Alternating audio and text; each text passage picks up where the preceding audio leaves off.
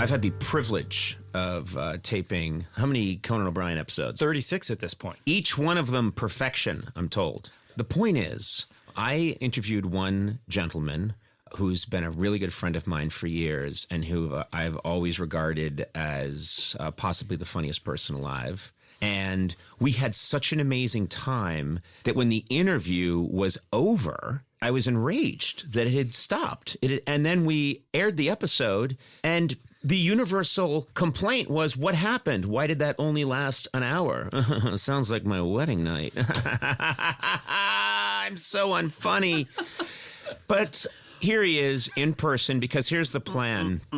His name is Dana Carvey, and we're just messing around, doing whatever comes to mind. Unbelievably fun. It's really fun. You know, one of the things that I wanted to mention was we started to do it when we talked on our initial podcast, and it was really fun. And I was just trying to set you up and stay out of the way. Right. But it was... you had this great idea, which is that Paul McCartney can speak to John Lennon. Right. John Lennon's in the afterlife. Paul McCartney can speak to him. John doesn't know what's going on in 2019. Right. So Paul has to try and explain it to him. Yeah. And to help you do it, I try to do a John. I'm not an impressionist like you, but I just try and do... Isn't he? It's kind of a. Is he? Well, help me out with the John. No, that's it. But it's sort of like it's just a nasal. It's nasally, and it's a little more like, well, it's okay. And Paul's kind of the bass guy, right down here. Right. We were. What are you talking about, Paul? That kind of thing. Yeah. And I have a little bit of an edge. I'm a little impatient. A little impatient because you can't see, but we were mates. We were lads, as you can recall, John. I remember. Yeah. We had a bit of a competition. Yeah. What's happening on Earth, Paul? Tell me. They don't tell me up here. I don't get the papers. Well, America, they have a new president. He's talking about the big orange man with the white circles around his What do you mean eyes. there's an orange man as president? What the fuck are you talking about, Paul? Well, he just has an orangish hue to him, He's like sort of a tangerine tone, Is he ill? Does he have an illness? No, he doesn't, We don't know how he does it, whether he applies it or he's in a booth or something. But and this man's the president of the United States? He leads the whole thing. He's 300 pounds. He's orange and large. You're not making sense, Paul. I don't understand. That a large orange man is president of the United States? He's got swirly cotton candy hair, and every day around 4 or 5 little purpley sparks. If you look close, green and purple sparks come out of his head. I'm not sure I understand, but this man's the president. What else is going on? The whole world loves him. Kanye West loves him. What's a Kanye West? Well, he's a person. He's a singy talker. We did a little singy talker. Well, is he a musician like we? Sort of. He's like does he have a group? Does he have a group? No, he just goes about with a rhyming about himself. He's like a chest thumper. He talks about how great he is. Remember when you said we were more popular than Jesus? He thinks he is Jesus. And does he get in trouble the way I did? Well, he gets in a bit of, he gets in a bit of a thing for being, a supporter of the Trumpy man. People go, what does he doobly and doobly? That's the orange man you're talking about. Yeah, they think he's like all goobly goobly up inside, But, he's a good guy. He's got a terrific wife, by the name of Kim Kardashian. And that's his wife, is Kim Kardashian. That's the chest thumper. No, she's married to the chest thumper. She's married to the chest thumper, right? Yeah, and that's what I fucking said. I said she's married to the fucking chest thumper, Paul. You're not listening again. You didn't do this. You didn't listen on the White Album. You don't listen now. That's why we had fucking problems. You've always been a bit cheeky, John. You said the only time you said you liked my music was here, there, and everywhere. I'll never forget it. Yeah, I got a little choked up. I get a little vapory with it, with feeling a compliment. But I always loved you, John, You're getting a little sentimental on me, I Paul. get a little sentimental. But Kim Kardashian, she makes a living with her bottom. It's very unique. How do you make a living with a bottom? Well, it's not a normal bottom. It's a bottom 2.0. It's like God made a fanny and attached a person as an afterthought. And, she takes pictures of her bottom. Wait a minute. Someone takes pictures of their own bottom? Well, a woman takes pictures of her own bottom? Because in the future, we all have the baby televisions in our pocket. Paul, you've lost me completely. Well, you're saying that the wife of the chest thumper is an all bottom, an extra bottom, and she takes pictures of it with a mini telephone? Yes, she takes pictures of it. And whole family, they're getting rich taking pictures of their bottom. Everyone's taking pictures of their bottoms. One gentleman got so frustrated he became a woman. How do you do that? Well, Does he just dress as a woman? Is that what he does? Well, I don't know. I don't know if he's got an all doobly full course meal downstairs, but on the surface, he's got a little dressy on, with some little pumpy things and lipstick. He used to be a great athlete, but now he's a she. I've been listening to you for 5 minutes, Paul. You haven't made sense once.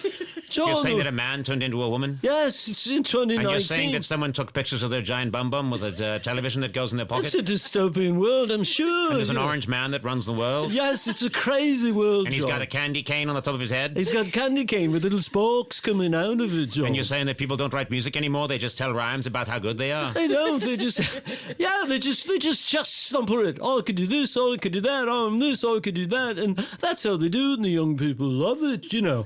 But everybody's on social media talking to each other. What's social media? It's a place where you share your life with the world, you know, and you talk, you know, you take pictures of your life, you make it seem so incredible. And everyone looks at it and goes, what's all that? They're on a yacht. Why am I not on a yacht? You know, and people are getting all despairy and they're popping pills and feeling all bad about themselves. So they're writing letters to each other and they're showing these pictures? Well, no, you go on your baby television. You click on something, say Instagram, instead of a telegram, and people take a picture of themselves and say, here I am. And if they've got a good bum or they're a bikini or a particularly nice-looking gal, she can monetize it, make a You mean a lot of money. bird? A bird, a gal, a squiggler, a doubler, you know, one with a koogler. You know, you remember you said Liverpool, we pick up the bungas. Oh, we have all the bungas. Oh, Remember the that? bungas. We take them in she's the got a back nice of the pair Kingos. bungas. Remember behind the dumpster? She's got a pair of the gingas and the bungas. Yeah, it was, we were, you She's a know. little dabbly on the shub job. You're a little goobly-obbly. All down in the doob-doob. This is the first time you've made sense to me, Paul. I'm sorry, John. You know, you got to come back one of these days. Well, they don't really allow it. Once you're here, you're not Jesus. allowed to come back. Well, we'll see you soon. I don't know. I came back one time, no one recognized me. But I remember one time, you know, we used to get really with the birds, you know, in the back of the limo, you know. Oh, those You can't days. do that anymore. Oh, You you're don't- not allowed to get on with the birds in the back of a limo? No, if you say something that's a little bit wobbly, you know, you can't be out in society anymore. You go to a place called Predator Island. They're all herded on an island. Who's on Predator Island? Well, everybody's out there. Harvey Weinstein, the big movie producer, Charlie Rose, who's out there, who, you know, had a robe that was open, so he had to go. Wait a minute, because Woody Allen's out there, you know, you remember him with the movies? yeah, it's in the movies. Had the glasses. The glasses and the thing and the... They're all out there, you know, on Predator Island. That was awesome. There's a bootleg, I think, where they're not getting along, and it's one of those outtakes. Yeah. And they're kind of messing around, and then Paul is trying to get them back on track, and Paul just says, Oh, yeah. all right, everybody, back to the drudgery. And there's a pause, and then you hear John lose it. He just goes, all right, everyone, back to the drudgery. And then there's a pause, and then you just hear, well, you're the one that's fucking making it drudgery. Doesn't have to be drudgery. You're like, oh my God. Oh yeah, these and two there's are- a new movie coming out about they got all the found footage from Let It Be and they're Right. reconstituting it. Oh, So yeah. there's, but George Harrison said about John, he said he made us fierce. You know, they needed Lennon for that, and Paul. I mean, it just still is the story of all time. You're a fan, right? Oh, super fan. Yeah. I know. We could talk about that all day. This is a funny thing about the Beatles. I listen to the Beatles channel, Sirius. All the time. You know, okay, I listen to that. And they always play clips of different Beatles over time, giving their reminiscences, and they're pretty interesting. And then Ringo's will always be, especially the ones from later, most recently. His things are just like, we played Shea Stadium. There we landed in the parking lot, and then we went inside and played. You're like, not a lot That's happening. not adding anything to the conversation. His stories really are, you know, what was it like at the Cavern Club? It was in a cavern. We went downstairs, and then It's just perfunctory information. Yeah, and we set up and we played, and then we left. And it was called the Cavern. You're like, all right, that's not helping me. Well, it's just lends itself to Paul dealing with being who he is, you know, that he downplays it. And that's what's always been funny to me. But, you know, it's funny that it's very hard for Paul McCartney to just say, yes, I was part of the greatest thing that ever happened in show business. Right. He can't say that, but he goes too far the other way.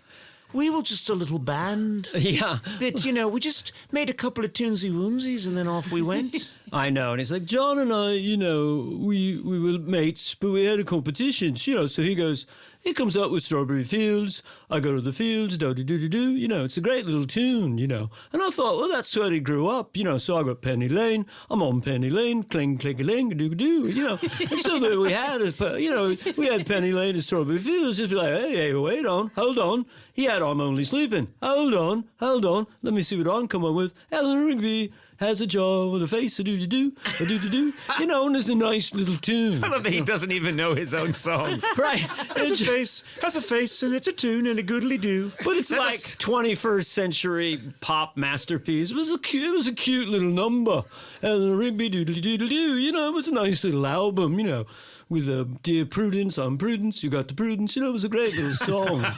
You know, he's so brilliant. It's just the throwaway. It's like Kubrick going, you know, I made a little 2001, you know, the models, whoop-de-woo, there we go to the moon, hit-a-do.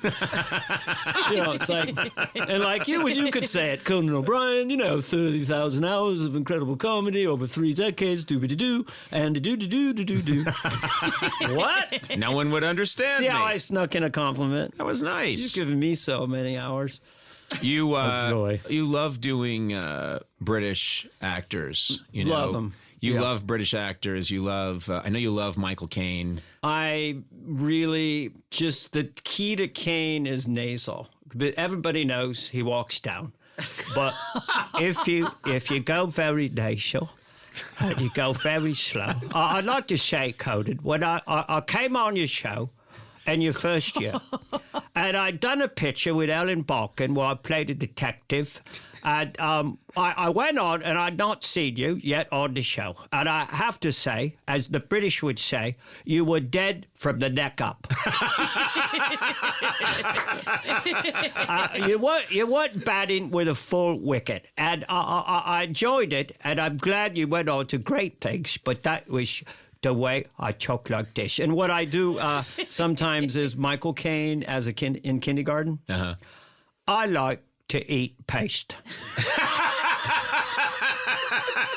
I don't know why, but I eat things in the classroom. My mother doesn't make me a proper lunch. I once chewed on a hula hoop for a couple of weeks, and I ate my way through a tennis ball before I entered first grade.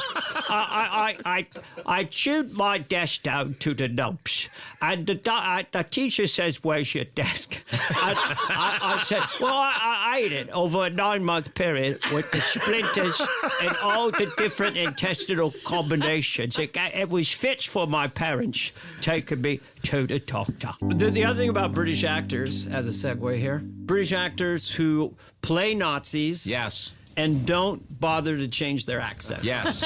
Those are the best, because then they kind of seem to overemphasize that they're Nazis. Now, see here. I'm a Nazi through and through. Nobody loves Hitler like I do. Well, I'm a Nazi as well. I'm Nazi to the core. What about you, Siegfried? I'm a Nazi, all right. My wife has a wedding ring in the shape of a swastika. That's how Nazi I am. Munich, Stuttgart, I know all the towns. Yes. Hey, here comes Hitler. Hello. Well, James... I'm the leader of the Free Reich, I am. James Mason played Rommel, right? That was the same thing. Yes, James Mason played Rommel. Yeah. James Mason. I'm a Nazi, God damn it. Did he make any attempt? He made no attempt. No, not at all. Not at all. Also, British actors can play anything. British actors play Romans all the time too. You know, like if they do a movie about Rome or anything, they're always, I dare say. Well, I also thought that you could do Richard Burton if you just take the Lennon tone. That was sort of like him for Richard Burton. So you should teach me how, because I don't know. Elizabeth, our armies will crush our armies. I don't know what if I'm doing Robin Leach or John Lennon. I don't know. I'll just do it as John Lennon. But yeah, those British actors just were, you know. They can play anything. They Doesn't do matter. anything. And they have great accents. It's amazing how they do American accents. And we can't do the same, can we? Ours are a little... What's your best... I mean, if you do just a basic British accent, can you make it in London? I don't think... No, I could not. Not in a second. The one time I effectively... Someone was kind of following me around once in an airport, and I never do this. I'm real friendly with Right. everybody, but something about this guy just was like creeping me out a little bit. And he finally just came up to me and he went, "You're Conan O'Brien, right?" And I just went into like, I don't know if I was doing Irish or what. But I just was like, no, you don't have the right guy, but yeah, I've heard of the Conan O'Brien, but I did. And the guy went, "Oh, I'm so sorry," and he walked away. Wow. But then he kept creeping around, and then he saw someone else come up who was nice, and I took a picture with that person, and he came up and he went, "Oh, okay." All right, I guess you really fucking made a fool out of me. Huh? And I was like, shit. After I saw Christopher Guest in Spinal Tap, I tried to play blackjack with his accent, and I did make it through. I wasn't on TV then. Is that true? The main thing, well, now I'm doing Michael Caine. It was just sort of like, it's one higher, like that. Could I'll bet this, all right? And they go, "Where are you from?" I'm from Berkshire. About 30 miles south. You know, if you just have to do it subtle, because you usually go way over the top, and then they know. That's how they know. Someone was telling me, I was just in Australia and a woman was trying to teach me how to speak with an Australian accent. That's a really hard accent. And one of the things she told me is you have to let it has to come from the back of your jaw, and the back of your jaw and your throat have to be a little paralyzed, meaning you can't enunciate that. It comes from back here and it's got to have, and I couldn't do it. God, I had it perfect like 2 years ago. I watched an Australian show, but they it's put very like flat. 3 syllables in the word no, like nar, like that. It's insane. It's all right. It goes back to that. Yeah, back in the back of your throat. Back of your Conan, throat. we love you down here in Australia. And then if you go too far, you're doing Jack Kennedy. I believe that this nation. You know what I used to do? And I say to you, I saw a world news newspaper. It was like National Enquirer on acid. This was like in the 80s or something. And it was Hitler, Elvis, and the 2 Kennedys. And they said they were still alive. Mm-hmm. So I used to do that to amuse friends that were smoking Can we hear pot a little for of that? hours. What are you going to do, Bobby? Hold on. Hey, what's Hitler doing over there? He's 120 for crying out loud. I'm going to teach Adolf to speak. Adolf, see, spot, run. Shout, Stevie Titan, fighting! No, see, shout! Oh, come on, Bobby. You've been teaching for 45 years. Ever we snuck down in this bunker and we took that anti-aging thing that Werner von Braun invented. And I'm going to put a dress on and go get some Dunkin' Donuts. Anyone want to come, Jack? I will not go to the top service with you at this time. I don't do it because it's easy. I do it because it's hard. Shout to be Dyson! When are we going to leave this bunker? I'm sick of being down here. 2019. Damn, I can't even do it.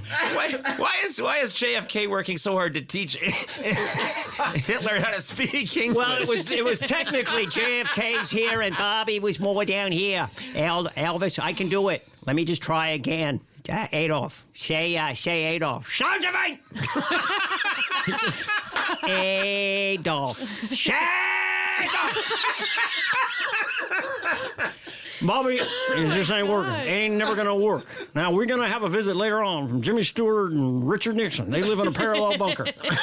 They're coming down now. Yeah, well, what's going on here? What's Hitler doing here? What the hell? I mean, I faked my death with Richard Nixon, but I didn't think Hitler would still be here. What do you got to say? Shout to me, Dyson! I feel like I got to stab him.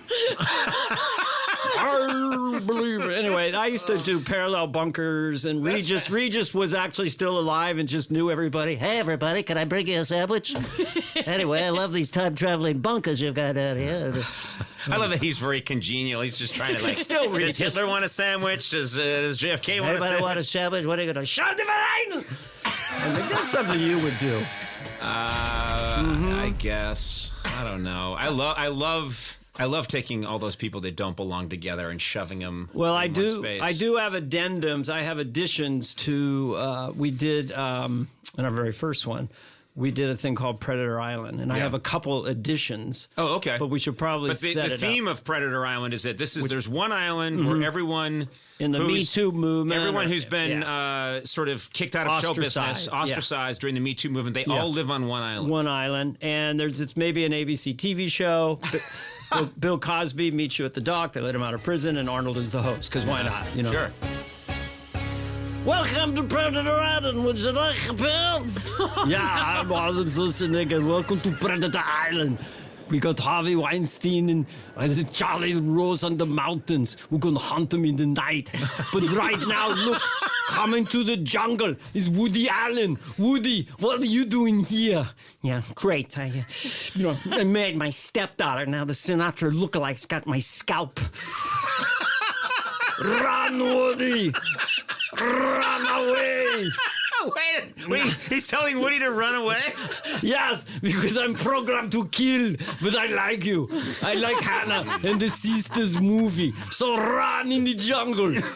Would you like a pill? Not now, Cosby. I just had a protein shake. Stop with the pills. I don't want the pill for crying out loud. Let's go to Cheetah's Cove with Lori Loughlin and Masamo Garavara.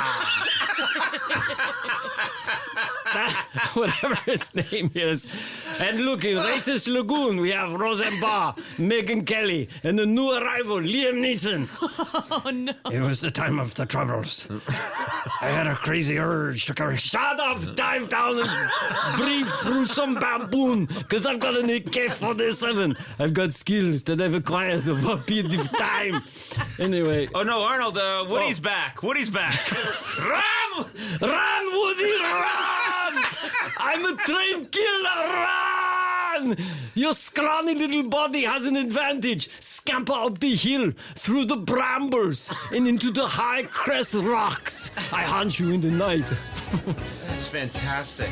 There'll be more. How did that pitch go over at Netflix with the Obamas? That's something that's not kind of in the brand of we want to do. We want to do good positive shows. That's a little negative. I don't know about an island with people all crazy on it and Arnold chasing them down with a machine gun. Bill Cosby trying to force a pill on everyone on the island. I don't know that dump, Okay, Mr. Obama, at the end, you just were making rhythmic noises. Don't What? No. Are you okay, Mr. Obama? No. I don't want to. No. Okay, He would be in the bunker, maybe with Hitler and Elvis. I'm glad to be here. The Kennedy brothers and Elvis and Hitler. Shows if he died to mind him. Shut the fuck up. That's all. Shut the fuck up. I think Obama would not be taking any shit from Hitler. Obama, I think that's a little rude. He had a bad few years. He took the youth pill that we took, and we taught him about American democracy and other things. That sounds like a bunch of bullshit. Fuck him. Never liked Hitler. Call me crazy. Shouts to me, a lot of aggression. Come on. Well, yeah, Elvis and I used to do a bit where Obama sings Elvis, because he can really sing. On the I-95 in the pancake room, one night only, former President Barack Obama sings the best of Elvis. Return to sender.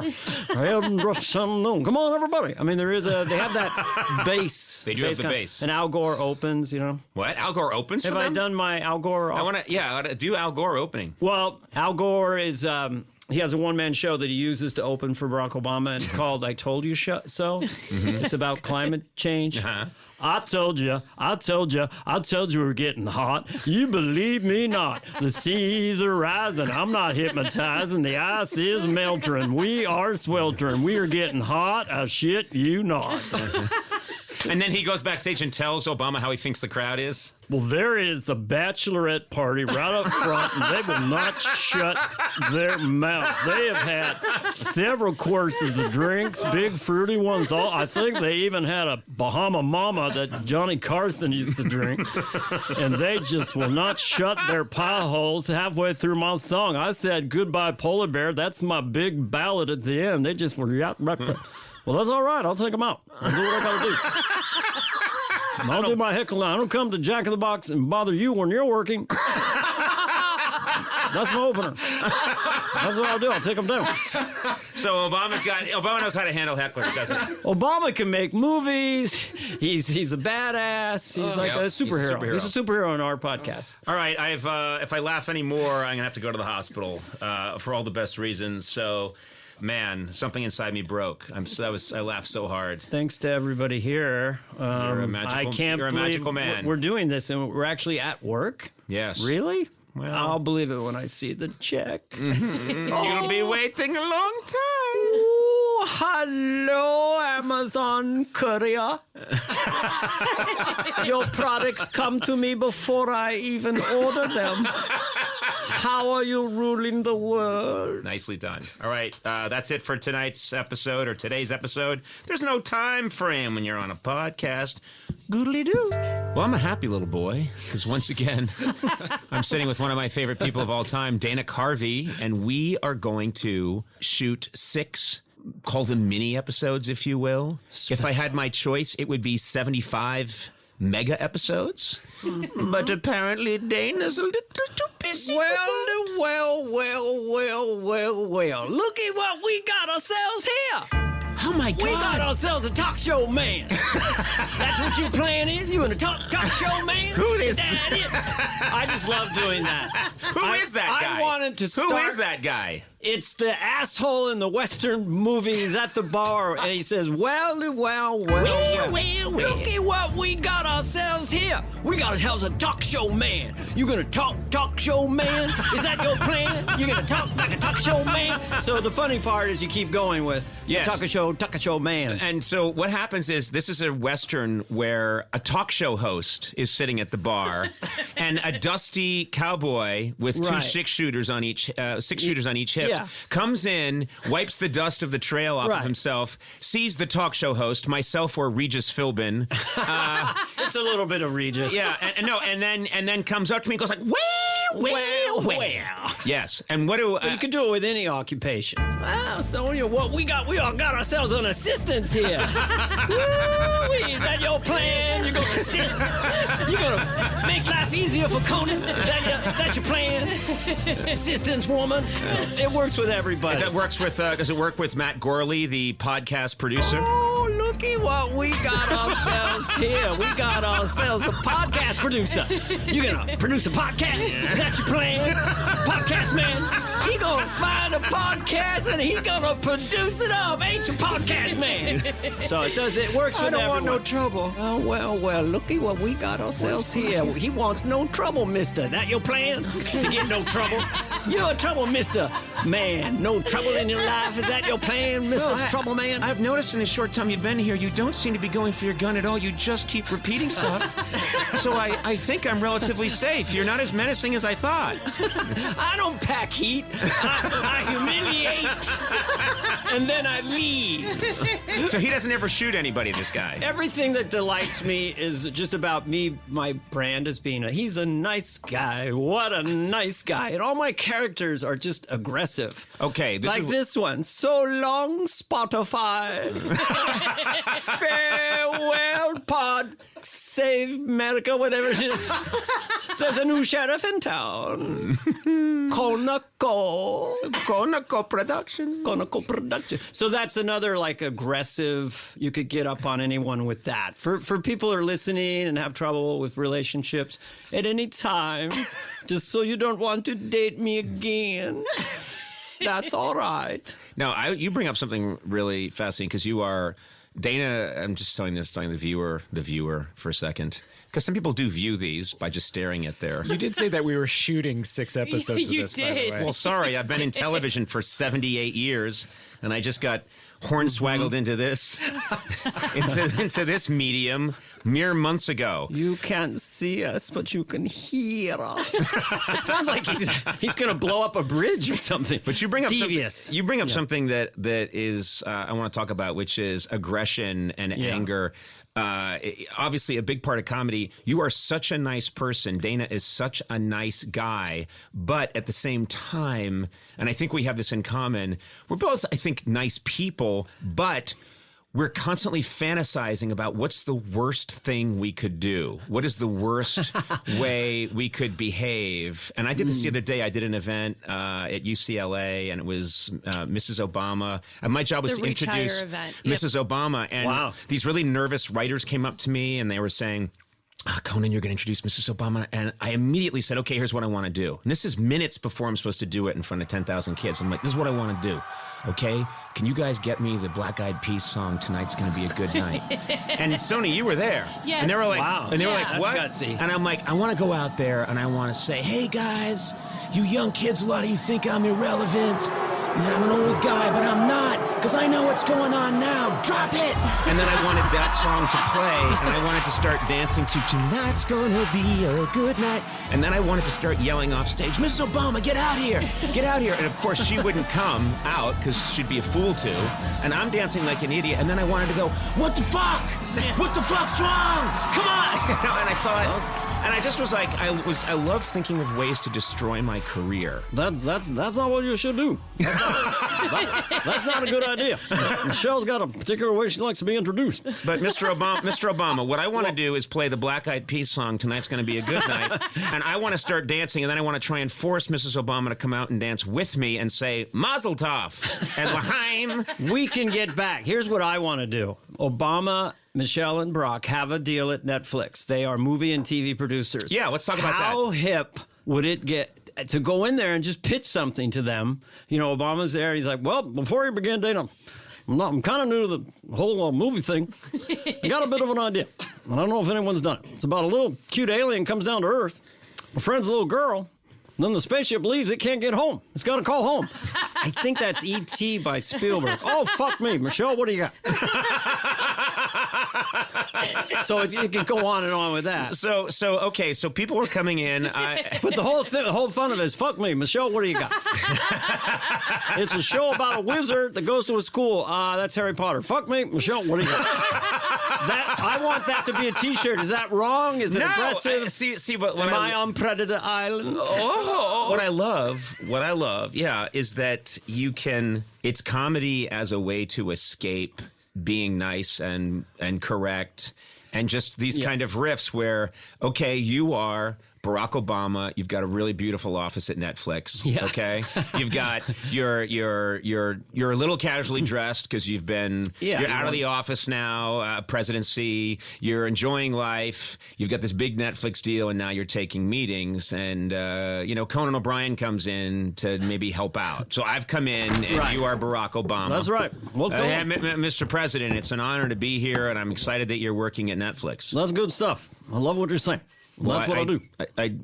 Okay, I didn't say much. What's the idea that you've got? I don't know, an idea about a young man that comes to America, from another part of the world, and he's confused about American society. Can I get a cup of coffee? I'm already asleep. That's not a good idea. That's not what you ought to be doing. Okay. That's the way I talk, and I don't know why. Okay. I'll just lit up the end of the sentence. Lit up. So you didn't like that idea. What about this? What about a game show where couples have to try and complete each other's sentence? Do you like that? And then So what is that show? I don't. Married. Newlywed Game. Newlywed. Oh. The Newlywed Game. Obama, the tone of Obama, for me being an impressionist, just the calming tone of him, where it was just, we're going to be good. Things are going to be all right. And he would just point out stuff and call globally and make you feel better about it. Like that, he just pointed, that's not what they ought to be doing. That's not in the interest of Russia to go into a country like that. And then the press would go, what are you going to do? And goes, not a thing. Because Trump... Yes, it's a nice contrast. At 300 pounds, the orange... I mean, where does he... He's fighting the whole world all day long. Sanctions, fuck you, terrorists, crooked Hillary, what do you... It's just such a crazy... Can I do my favorite new Trump rhythm? Yeah. This is the one I like because Trump has so many sub-rhythms and weird, crazy things. But I like it when he's impatient with us not knowing how brilliant he is. Mm-hmm.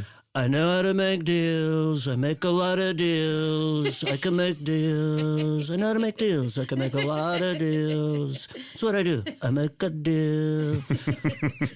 It's getting there. I mean, he can work one word for 3 minutes and somehow it works. You're going to be happy. Happy, like, excuse me, many people are saying, happy like you wouldn't believe. Happy, you say. People say, you're going to be happy. You're going to be happy. Happy like you wouldn't believe. Happy. And 7 minutes goes by and nothing has been said. You know what I noticed? Fascinating character. You should add this in. He does this. You probably noticed this. I was listening to him on the radio yesterday. He takes in air rapidly through his nose. When he talks, he goes... Yes. There was rumors he did coke because of that early on. Yeah, and I don't think that's it. I think that nasal. He takes an inhalation and then he does what you're doing. Gotta do. gotta go. Yeah. Yeah, and then he takes an inhale as if he's a whale coming up to the surface and has to grab as much as he can before he goes back down to talk for an hour.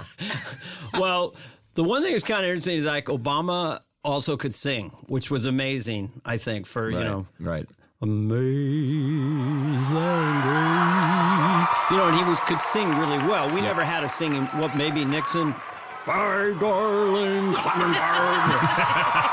I always thought it'd be great if Trump got up there with a mic, the inaugural, whatever, No one knows what it's like to be the bad man, to be the sad man behind orange comb over.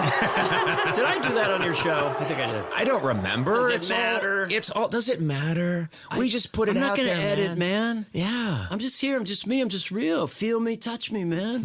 Did Monet say, hey, did I paint that lily already? Criminy. Hey, was that a little bit of a Dennis A Miller little there? bit of Dennis Miller, okay? My IQ goes up when I do Dennis. Dennis has some of the Just best give me a subject. references, He just, football. Or the way he'll say things. Like, surprise me. See if I can do it. Any topic.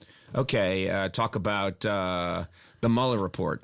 Christ's sakes, okay? The FBI guy, the Elliot Ness dude, comes out with the bombshell, okay? Everybody's going hyperbolic, Pelosi blowing a gasket, okay?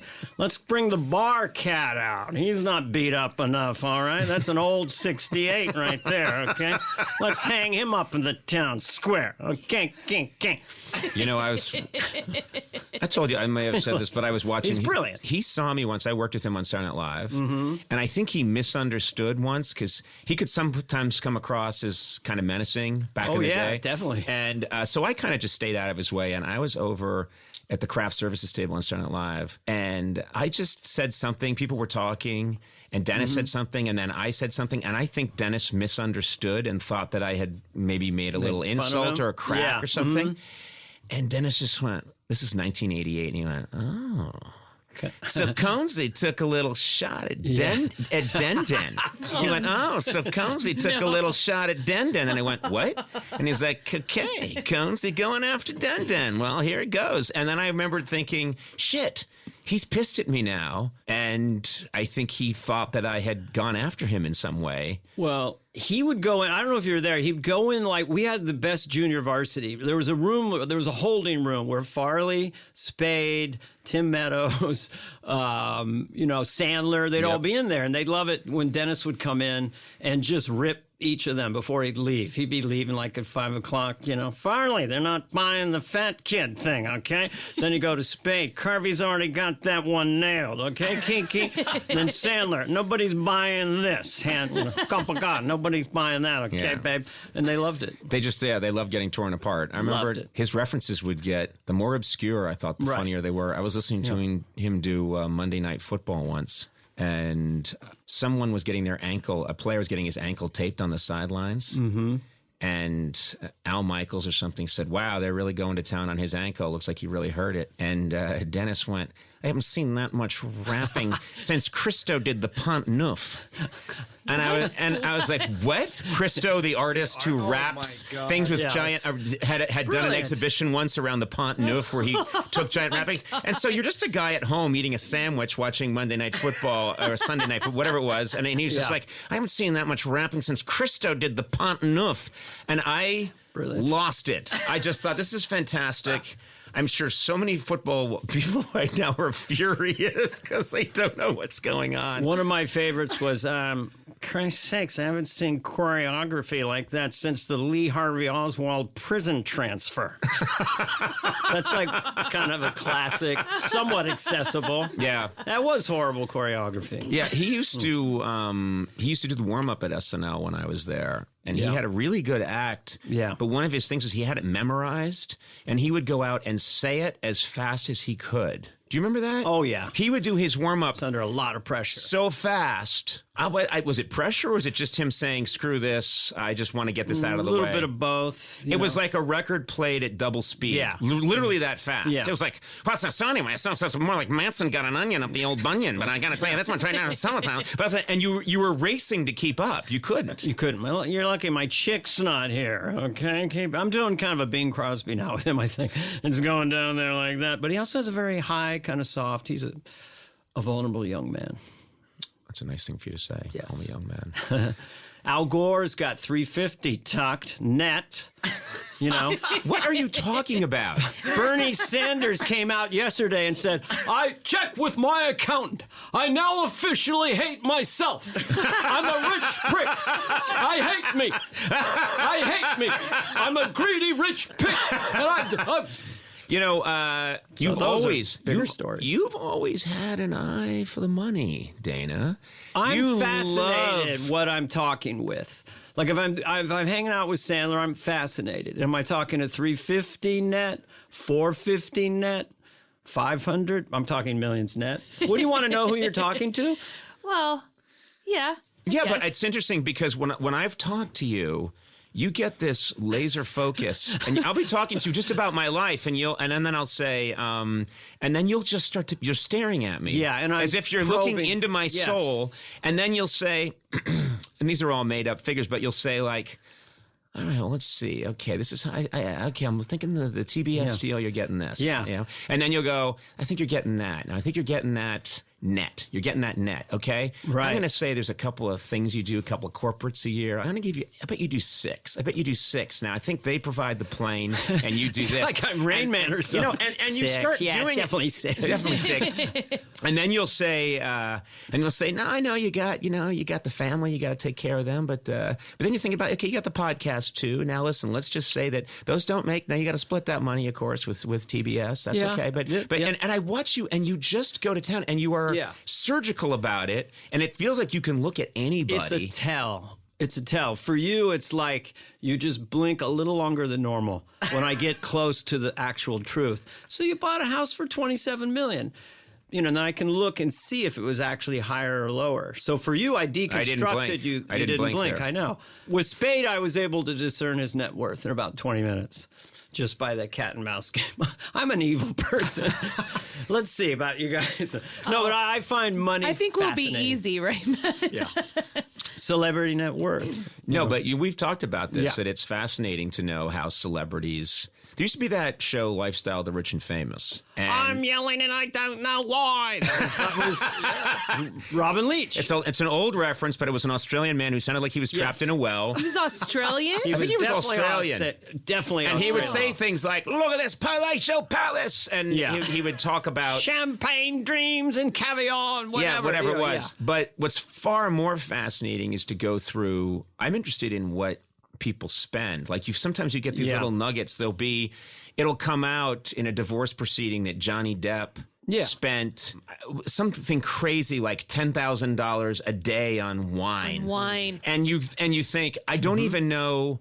If I had the most expensive wine I could think of and I had it shooting out of hoses, into a giant urinal, I don't think it would reach $10,000 at the end of the day. I did a movie a long time ago with Nicolas Cage, and he was a kindred spirit. He's always looking at schematics of Porsches and cars, and he had a train, this giant Lionel train in his hotel room that was like 20 feet across, and I like to watch it go. You must have a train. He was just, but he was, him and Johnny, they really spent it. I don't know. Maybe I should spend more. I mean, there are those people that have a kind of, they want to spend their last dime as they take their last breath. That was Lovitz, because Lovitz will come out with a Bentley, and I go, how could you afford a Bentley? Why did you buy a Bentley? He goes, because I'm going to be dead. That's a direct quote. I'm going to take my own life in an hour. You can't take it with you. I don't like things. No, John Lovitz, no matter what's happening in his career, will always have several cars and really nice leather jackets. Mm-hmm. And he'll always have an attractive woman on his arm. And the first thing he'll say to you when you come up to him is, instead of introducing her politely, he'll just look at the girl, look at you, and go, jealous? Yeah. Jealous? Jealous? If you give him a compliment, like, yeah, I like that jacket. Jealous? Yeah, he'll do it about anything. Yeah. Oh, that Yeah. looks like a pretty healthy salad. Jealous? No. I'm happy you're having that salad, but I don't... John Lovitz is the kind of guy it took one day to know him and 20 years to believe it. Hello. I mean, where did he come from? He talks like he's from the 40s. Hello, everybody. But I remember when he really tried to work this catchphrase on Saturday Night Live. Do you remember the one, goodbye, Yes. everybody, goodbye? He had, He wanted another huge national he had the, he had the catchphrase. liar, which was That's the ticket. that's the ticket, and that was a huge national catchphrase. Yeah. And everybody was saying that's the ticket, and it was a giant thing. And he wanted another one, so he kept trying to force it. And he Yes. had one that he did, and he kept trying to do it. He would do it in the writers' room. He would do it, constantly pitch it to us, and he'd get angry that we didn't think it was good. And that catchphrase was. I think, well, there were two. One was as Harvey Weinstein. Yeah. I just want to be loved. Is that so wrong? That was one. And then it was goodbye, everybody. Goodbye. That's the one I remember. I remember Yes. the second one. Yeah. That was it. That was Yeah. the whole catchphrase was goodbye, everybody, goodbye. And you'd think, well, what is that attached to? I don't know. You're the writer. You figure it out. And he'd get mad. And like I'd a say, well, I don't. 1940s guy. Yeah. And come on, you're the writer. You figure it out. Goodbye, everybody, goodbye. Well, I did a fake one. I don't know if I've told this story before. When I Doesn't matter. The second year of Saturday Night Live, we had a little press conference, and they asked me, "Do you have any?" My second year, in like '87, do you have any new catchphrases? So I made up my new catchphrase is, "I got to go." And then Jan Hooks was the sidekick, and she was going, "And I'm going with them." Yes. So we wrote that sketch, Funny Little Poopy Head. Yes. Which you know about. Yes, I do. Yeah. Yes, I do. And you were totally making fun of everybody who was trying to come up with a catchphrase. Yeah, completely. But then, ironically, I don't know if that's the word. I use that too much, ironically. But it actually started to catch, you know? I got to go. And I'm going with But it. it was completely made up in the press corps. Like, wow, he's got to, you know, because I've done corporate dates where I said, well, I'll improvise that part. And they go, well, what are your improvs going to be? What? Can you tell us ahead of time what your improv's going That's to be? when I say, goodbye, everybody, goodbye. The Exxon people want to know. You know what I just want to go back to one last time? Yes. I love Obama hearing, as a Netflix exec or a guy who now has That's a right. Netflix deal, I love him hearing a pitch with Michelle Obama or else pitching. Pitching his own idea. Yeah, I like and then- him pitching his own idea. and Can then- I hear that again? That's right. Well, let's see what I got. Here's an idea, Conan. I'm not sure if this is something that people want to see, but maybe it's something you can work with. Okay, Mr. President, go It's a ahead. family that's from the Appalachian, and they don't have any money, and they strike oil. They come to Hollywood and they set up shop in a big old mansion. Mr. President, that sounds a lot like 1960s hit The Beverly Hillbillies. Oh, fuck me, Michelle. What do you got? That's Okay, not- what that's else not you good got, stuff. Mr. I want to hear another one, Mr. President. Don't get discouraged because you're new to show business, Mr. President. You're new to show business, That's and you've right. got this big Netflix deal. Don't get discouraged, and I'm here to help. Well, let's. We're also doing some TV. Okay. Now, here's an idea. Okay. There's millennials. They're kind of young people in their 20s, and they hang out at a coffee shop, and they're friends. And that's it. That's it. Okay. Well, that just what you've told me now sounds a lot like the TV show Friends. Oh, fuck me. Michelle, what do you got? I want a T-shirt of that. I want to do one of these. Fuck me. Michelle, what do you got? Because Michelle never talks. No. I don't do it, Michelle. Yeah. She's just there rolling her eyes, putting up with that. I love that. Can he pitch Teenage Mutant Ninja Turtles, please? Well, here's an idea. Now, I don't know if it's going to work, but this is more along for young people. For kids, you think? Maybe children. Okay. There was sort of a radioactive event near a swamp or a jungle or something. These turtles, they grow up real big, and they're kind of mutants from the radioactivity, and they're kind of like they're sort of in their formative years. You could call them teenagers, and they're turtles. I don't know if it's any good. That's Teenage Ninja Turtle. Yeah. I'm sorry, Mr. President. I think that's Teenage Mutant Ninja Turtle. Oh, fuck me. Michelle, what do you got? All right. Fuck me, Michelle, what do I got? That's it for this episode. If you don't tune in for another one, you're a fool. Fool, I tell you. Please come back. Dana Carvey. It's just the most fun I can have in show business right now. I'm sitting here with Dana Carvey. Thank you, Conan. Is This is anyone fun. else doing this right now on the planet? I don't think there are any other podcasts. I'm fascinated. This is the only one. Hi, listeners. You're probably at Gelson's right now. Remember to get the yogurt. Plain vanilla for the wife with walnuts and sliced oranges. I've gone too personal. You nailed it. You nailed because that's our demo, is the Gelson's yogurt shopper. Well, I love the idea that people are listening to these things while they're doing other things. Right. They're like applying ointments right now. Very intimate things are happening while people listen to this stuff. Oh, yes, with machines that they can hold. What? What? Wait, what? What are you talking about? It's whatever you think that is. I have no idea. I think I'm you just do. trying to produce verbiage. This job requires. I'm an empath. I want everyone in here to be Oh, happy. that's very nice. Dana wants everyone to be happy at all times, but also you also want certain people to be unhappy at times. I know Yes. that about you. You're a devilish imp. I have a bit of a competitive streak in me. Do and you really? If someone challenges me in a certain way and their face conflates with my father's face, then but I'm never violent. I always had to go with words. I couldn't fight anybody. Look at me. I'm a miniature person. No, but I'm not really a full man. you destroy them with your comedy beam that you shoot out of your forehead. Yes. I remember when I did meet Seinfeld at the Comedian's Cars, first thing he said was, "Look at you, you're a toy person." Oh my God. Oh my God. And it's not like he's a giant either. you No, know? Jerry, I thought that was funny. He goes, Yeah. "The comedians are the most secure people in the world." Because we've had so much feedback in life that anyone can say anything about me. I mean, look at me. I don't have a chin. I don't even have a face. Why do you think I wear these? I don't really need them. This is infrastructure. I'm losing volume in my face. The scruff and this is just my to create. God. Otherwise, I'm the invisible man. My eyebrows are going. I mean, and I do a few little things. I'm not going to have a white goatee when Ringo's encased in a chocolate head of beautiful brown beard and hair.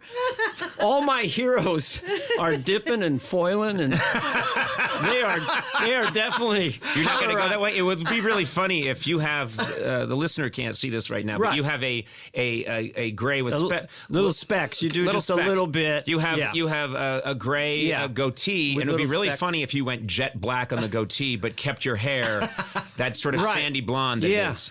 Yeah, well, I reside inside, so I didn't ask for these little hands and this little chinless face. I'm just a member of the human race. Don't compare, don't despair.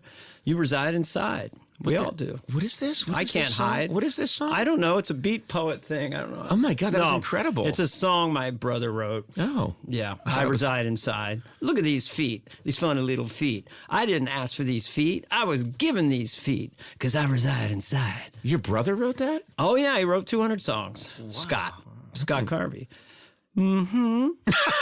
Was I a little too close? Now Conan is looking at my hair, eyebrows, my glasses. The reason that you and I are doing these mini podcasts is because I had the time of my life talking to you. It's a lot of fun. On the podcast the last time. And one of the things you did, everything you said made me laugh so hard I cried. One of the things you started talking about was you started doing an impression of Johnny Carson getting pulled over after going to have a drink in the 1970s. Right. And, Johnny liked his drink cocktails. occasionally, his Yes. cocktails.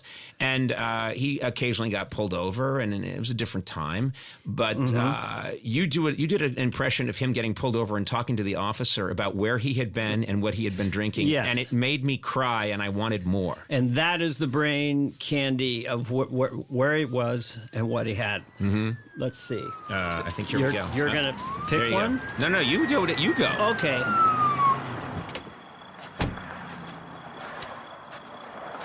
Oh, sorry, officer. I had a strawberry boom boom at the Winking Rat. A strawberry boom boom at the Winking Rat? That was the first time that's ever been said out loud. Yeah. Can I have some more, please? I had a feisty feather at Slippery Tim's. Again, it makes no sense to humanity. But but it's perfect because this is the kind of drinks and the kind of restaurants that they had. To me, it's always, if I can get to 5 questions, then I like the bit. Right. I need 5 questions. Why is Johnny going to those places? Why do they call the drinks that? Why, when he gets pulled over, does he have to say what he drank and where he drank? And what does the cop think about when he hears that? So Right. it almost gets to that. I had a lucky leopard at Mr. Ducky's. It's just... I had a couple of foaming swans at Mr. Frosty's.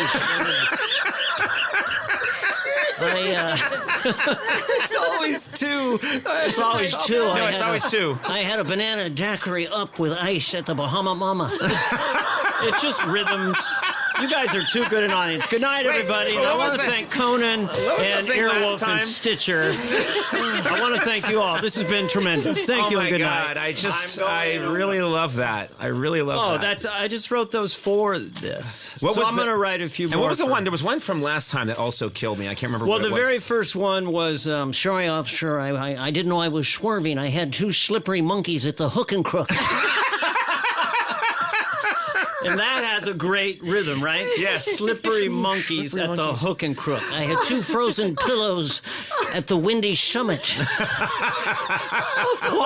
And that's another question. Why is Johnny cruising around Malibu drinking these giant, exotic, sugary drinks? But I also and love then that that's getting what on the gets him off. Like, the cop's like, oh, okay, that makes sense. But yes, Yeah. but it's that's also the- great that he, in that condition, would be able to remember this elaborate drink and this elaborate name of the place he's been. Because it doesn't sound nefarious. Like if he ever went to AA, Yes, I had too many foaming swans at Mr. Ducky's. Yeah. it'd be like, I don't know if you belong here. No, I had 10 of them. Doesn't matter. Doesn't seem like alcohol. I can't seem to stop. A strawberry boom boom at the Winking Rat. The winking rat. Were you even drinking? Okay, so No, Dana, okay. here's something you do that that I love, and I think you're one of the best at it in history, which is you take two people that don't belong together and you mash them together, and I think that's obviously a lot of comedy without getting overly analytical, because I hate Right. that, is taking things that don't belong and putting them together. Yeah. Okay, we know that, but you have this way of taking people who don't belong in the same space, Right. and jamming them together, and suddenly they have to interact with each other. Well, I can't. I mean, that one, the two operatic performances in movies that really, really last, and they last with young people too, are Robert Shaw in Jaws. Robert Shaw, Jaws classic, yep. And Al Pacino's Tony Montana. So I connect those only in the operatic rhythms that will never leave your, like shotgun, that guy. Yeah. I mean, Oh, that God, yeah. is so brilliant. So I was using him kind of discussing the Mueller report. So who is this? This is Robert Shaw from Jaws. Robert Shaw from Jaws is doing the Mueller, the Mueller discussing the report. report. Yeah. $25 million was spent. 2 years. 4,900 interviews. 1 million documents, Chiefy. No collusion was And the whole time he's eating a little biscuit, right? Well, it's from the one where he's on the ship, Yeah, 24 go in the water. Pretty soon that shark come around. William Barr got kind of like a doll. His eyes all black and lifeless. So it's basically taking things from history and putting them in my. I love that. But you've heard my Al Pacino. Yeah, I wanna hear it. I wanna hear it. I always did this bit, and I still come back to it. And it has a lot of the nonsensical musical nonsense that I like. It's Al Pacino. It's Tony Montana at Thanksgiving dinner. So it's just that rhythm of pasa sweet potatoes. Pasa sweet potatoes. I look around the room, man. I don't see no sweet potatoes on the table. I told you, I want a KM. I want a KM or a sweet potato. But why? You don't put a sweet potato on the table? I don't know why you fuck with me, man. Why you gotta do that? Why you gotta do that? Huh? I know, put you up to this. It's that fat bitch, grandma. Look at you, mom. Look at you. I see you all the time, man. You like to eat. You like to eat. I look at you all the time, man. You know. You look at you got a box of chocolates. You take the chocolate out. You stick your thumb in the back. You don't get the caramel. You put it right back in the goddamn box. Because you don't check it again. On a women's sampler, there's a guy. On the lid, a guy. It corresponds with a chocolate. So it says coconut. You know it's a coconut, but you don't check it again. You never check it again. You're gonna check it again. So that is something I love to do. It could go on. Yes. Love that. You don't check it again. And sometimes that will be a 10-minute bit. But I just love when Grandma goes. She's picturing everyone else at the table belongs at a Thanksgiving table, except Love that. every Al party, Pacino. Mom, we got a bowl of canned corn and a cake. So I love that when Pacino was doing the Cuban accent, what certain words would sort of do to his mouth and how he would say them. Like, you got a cake and a can of corn. It's like, well, you know, that's just like, it's my head. I got a cake and a can of corn.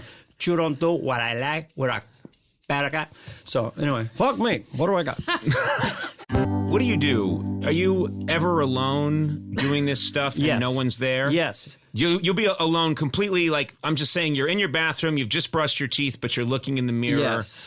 and you start to do this. Yes. Sometimes I will. Does your because- wife walk in and does it Well, it's upsetting to her? embarrassing if she does, but I'll do it on hikes too. But if I want to extend either of those bits, I'll just practice them You do it on myself. hikes? On so hikes. a fellow hiker could be in the woods, and then they could Yeah. hear Oh, yeah. Tony Montana at Thanksgiving dinner. What are you gonna do, man? What are you gonna do? I don't got a can of yam. I got a stuff for stuffing. What do I gotta do with that? And then I'm coming around and I'll see someone hiking, and then I have to pretend that I'm singing or talking or whatever. Right. I mean, I have to say them out loud to learn them. I'm trying to learn Javier Bardem. I want to learn him. You want to learn Javier Bardem? Him too. So I think maybe the first I thing went to do to would state school, First thing not to do was- Harvard. Oh yeah, that's what they do when you go to Harvard. Is they teach you what an actor's name is. I'm fascinated. It's just Javier Bardem. That's not a. Oh, look at Egghead over here. Well, it's very, because I saw him at the Oscars. I went to the Oscars, Mm-hmm. which was a fluke. You know, because Mike Myers was in Bohemian Rhapsody. Yep. I'd not been to the Oscars in 27 years. Suddenly, I'm in the third row center. I mean, I have the best seat, my wife and I looked over and I saw Javier. Is that how you? Javier Bardem. Javier. You get What? the guttural thing. Wait, why are you doing the Javier. ha thing? Just say ha. Because he's a really good friend of mine, and his name is Javier. That You is could just like say Javier. Javier, but then I can do it as Al Pacino. Javier Bardem. I don't call you son of obsession. I call you son of obsession. Okay. No, you could just say Yes. Javier. Javier. Yes. And so I saw him, and I'd never seen a human being that exotic looking. Like the Yes. back of his skull was like, and then He's very noble His looking. the face, and and then I saw him backstage, and he says, "Why are you presenting?" I go, well, I'm from Wayne's World. Well, that's no reason for you to present. Okay, but I did. Do you do that? Could you do that scene in No Country for Old Men? Oh, I love it. I know, but That's you playing with genius. that, you playing with that scene about that quarter. I mean, Yes. you would have a lot of fun with that. Call it. Well, I don't want to call it. I got to know what I'm betting on. Everything. It's a very quiet. It's very quiet, but I also like that he's eating nuts. Javier Bardem is eating nuts, and he's talking to in No Country for Old Men, and he's at the counter with the guy in the gas station, and he's. But it does feel to me like you could do a million comedy things with him. He's, Why are you presenting at the Oscars? Yeah. You know. Right. Yeah. Just right up in my face. Yeah. It's basically that kind of intimidation. But yeah, he's so brilliant. And then he in that says, scene. "Don't just put that quarter back in your pocket." What does Don't he put do? it in caught because it mixes with the other quarters. Yeah. And then it's not a magic quarter, is it? Well, I don't know what I'm. It's funny about that accent, how we just accept that it's stereotypically they're not too bright. People from the South, I can't figure anything out. You go in and get a brain surgeon. We're going to pop off top of your skull. It's going to be real scary. We're going to dig on down deep in there, sir. I actually had a neighbor who talked like that, Mississippi Joe. Was his name Mississippi Joe? No, it was Joe, and I named him Mississippi Joe. And he talked like that. He talked like that. Good gosh. And the bit that I based kind of around Mississippi Joe was the only thing that Netflix asked me to drop from my special. Why is that? Well, I don't know why. But basically, it was just a story of driving in the South. We were doing stand-up, looking for a place to eat. We met this Southern guy, super nice, just, you fellas looking for something to eat? Well, we got Joe's Diner down. Go down, take a right at the willow tree. You see it right on the left. There's nice old food in there. But if you're hungry, I got some peach cobbler on. You can come all up my house. And I looked at him and said, we're not going up into your house, you sick fuck. So they didn't like And they didn't like like that? It was too much. Well, I don't know. I have a weird brand. I'm kind of like the nice guy. That's why I've had confusing things happen to me throughout my life. People, is he edgy? Is he not? Is he dark? Is he light? Is he what? You know. Oh, I mean, people that think, Get confused. It's just going to be friendly, family-friendly comedy from Nice Dana Carvey, and then you go super dark. Or they just don't know. When I did the show on ABC, they just thought the church lady was a primetime character, but it was very subversive. In actuality, you're naughty, bulbous, and we don't like Jesus and Satan. You know, I mean, it was not ready for 9:30 at night, but they thought it was. Right. Sorry, Robert Iger. Congratulations on the Avengers. That's fascinating. But anyway, what do you follow those movies? Do you follow the Avenger movies? I kind of do. You know, I'm more 2001. I saw it 3 times at the ArcLight when it was reissued. The final time I saw it in the Dome with only 2 people down below. So a private screen. 2001 Space Odyssey. You 2001 watched it Space Odyssey. 3 times when they reissued it? I watch it twice a year. It's like a meditation to me. I think it's absolute genius. Don't you? Oh, 2001? You know what? My son hasn't seen it yet, and I want to show it to him. He started that. When they're outside the spaceship. Yeah. Why are you presenting at the Oscars? I'll tell you something interesting about the Oscars. Not a joke. So I was right. I saw Bradley Cooper come out. Very nervous. Give him a lot of credit. Gaga's there. So we're right on top of him. He's like, how you doing, girl? And it was slightly wobbly, and then he got right into it. It was hitting it. And then toward the end, he goes on the piano. Now, where I'm seated, exactly in the 3rd row, I could see right past Mike's head and Rami Malek. Rami Malek? Sorry. Yeah, you just don't care about anyone's name. I think Keenan you're trying to put too much of a spin on it. Why, Keenan? I'm here with Keenan O'Ryan. But they're singing, and she can play with one hand. And they're like, in the shadows, la, la, la. In the shadows, la, la. So she had one hand on the piano and another hand someplace else. I'm not going to say, but I think I'm the only person who saw what was going on that night. In the shadows, yeah, yeah, yeah. In the shadows, yeah, yeah. Look, you know from the angle, she played with one hand. There was another hand free. Yeah, what did you see? I just saw in the shadows, yeah, yeah, yeah. In the shadows, yeah, yeah, yeah. I don't know what I saw, and I don't want to say, but they were brilliant, and I love everybody. I love everybody. Brad Cooper. You're a big, what's up about Norm Macdonald? You're a Norm Macdonald fan? Yes. He's kind of like, I don't know. He's like a Mark Twain or something in a way. Yeah. In his own twisted, brilliant way. He has always been one of my favorites. One of my favorite interviews because I never know where he's going to go. I never know what's going to happen. I don't think he knows what's going to happen. I love when he takes figures of speech, I guess would be the word, and he just twists them, you know? Mm-hmm. Like they say, red sky at night is a sailor's delight, right? Red sky at night is sailor's delight. You think a sailor's delight would be like some rum and a whore, you know? I mean, he takes it, you know what I mean? They say a penny saved is a penny earned. Well, that's 100% return, more like 1/100th of a penny earned. You know Norm Macdonald. You know what I used to love that he would do on my show, and I'm sure he's done it on other shows too, but I've never seen anyone do this before. He would come on with, everyone has to tell stories when they come on a talk show. Norm would come on, and he'd start talking. And it would become clear immediately that he's just telling an old joke from like the 1920s. Right, as if it's his experience. But he would say like, hey, Conan, I'm doing it in a good way. But hey, Conan, it's good to get us. And I'd be like, well, yeah, hey, Norm, what you up to today? Well, I bought a farm. Bought myself oh, you bought a farm, Norm? Yeah, I bought myself a farm. And just the other day, a salesman comes along. And I'm thinking, what?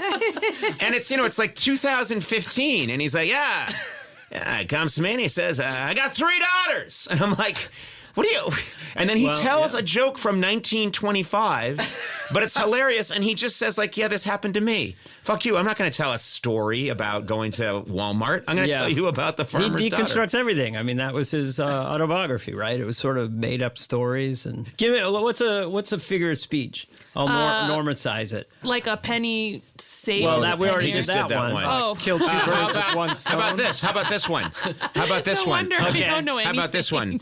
Early to bed. The early bird gets the worm. Yeah, they say say like they say that the early bird gets a worm, right? You know what I mean?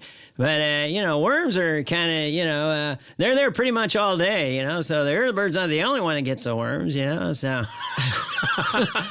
Why does anyone want a worm, I mean, I don't know what it's like to be Norm. Funny, really, Conan. So you're doing the podcast, the special thing with Dana Garno, right?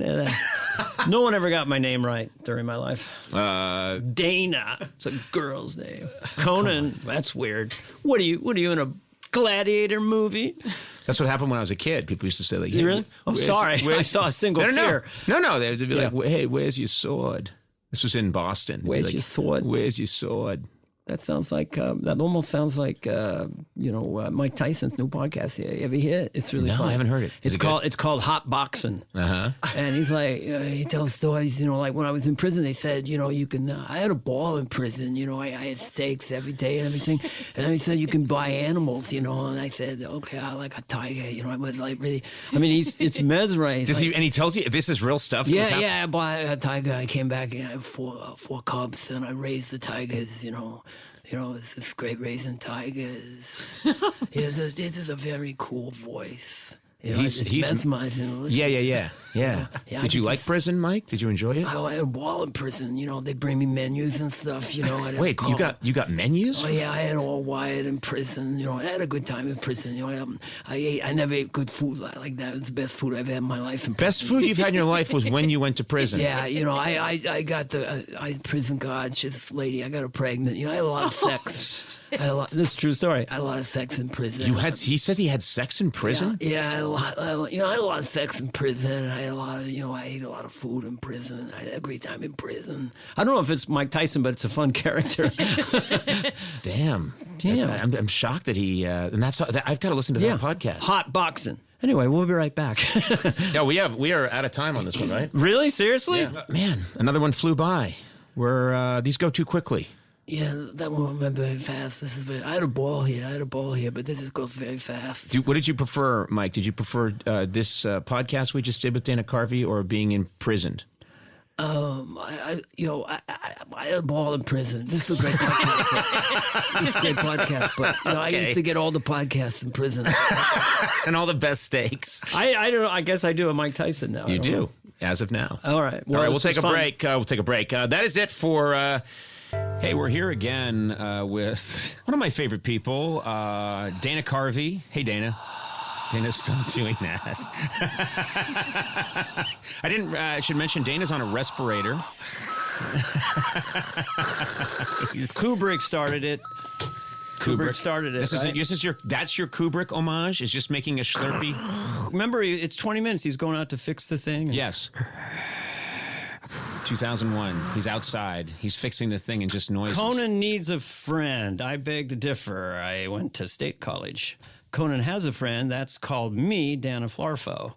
Conan needs more friends is a little more correct. Nice. I like that.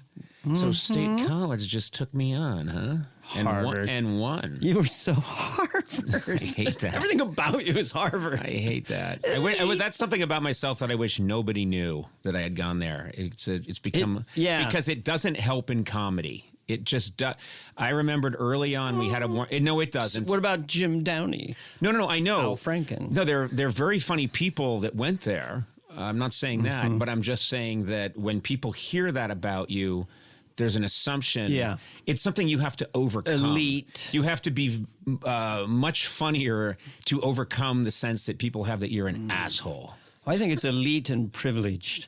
I want to start with... that really helps with comedy, doesn't it, Dana? Right. Well, we had a warm-up guy early on, and this is back when the late night show was brand new, and we didn't know what we were doing, and we just told the guy who was the announcer, who I believe was in his 60s at the time, and he just had that kind of voice, and he was the announcer. We had heard that announcers do the voiceover. Mm-hmm. So we just told him to do the warm-up for the crowd, and I'd go out there, and the crowd always seemed kind of hostile, and I didn't know what was going on. And so one day I listened to his warm-up, and he would come out and go, "Now, I want you all to behave. Our host, very... very esteemed. Our host went to Harvard College, and the crowd would be like, "What?" And be like, "He worked very hard, and he wrote a thesis on the American South. And I'm like, what kind of fucking warm-up? The crowd was, he's never worked an honest day in his life. Please welcome a real prick, Conan O'Brien. The spoiled privilege. We were talking about that a minute earlier, just about when I go to mics and stuff, and it's very nice. But young comedians will introduce me, and it's just so much wind up the clown pressure. Ladies and gentlemen, you're in for a treat. This man brings it every time he shows up. You know him. He's part of your childhood. Is there anyone funnier? Dana Farfo! And I have a note. Why won't you say Carvey? Why do you say Farfo? Because no one got my name right my entire early career. It was like Dana Garney, Donna Carno. Well, they know it now. You got to get over that. They know your name, Dana Farfo. Dana. But you know what I love is people think they're doing you a favor, but he's like, we're going to bring out Dana. Yeah. And I defy you to find 1 second that's not the funniest thing you've ever heard. And if you do, feel free to shout a racist insult. Yes. He'll make you shit your pants and be glad about it.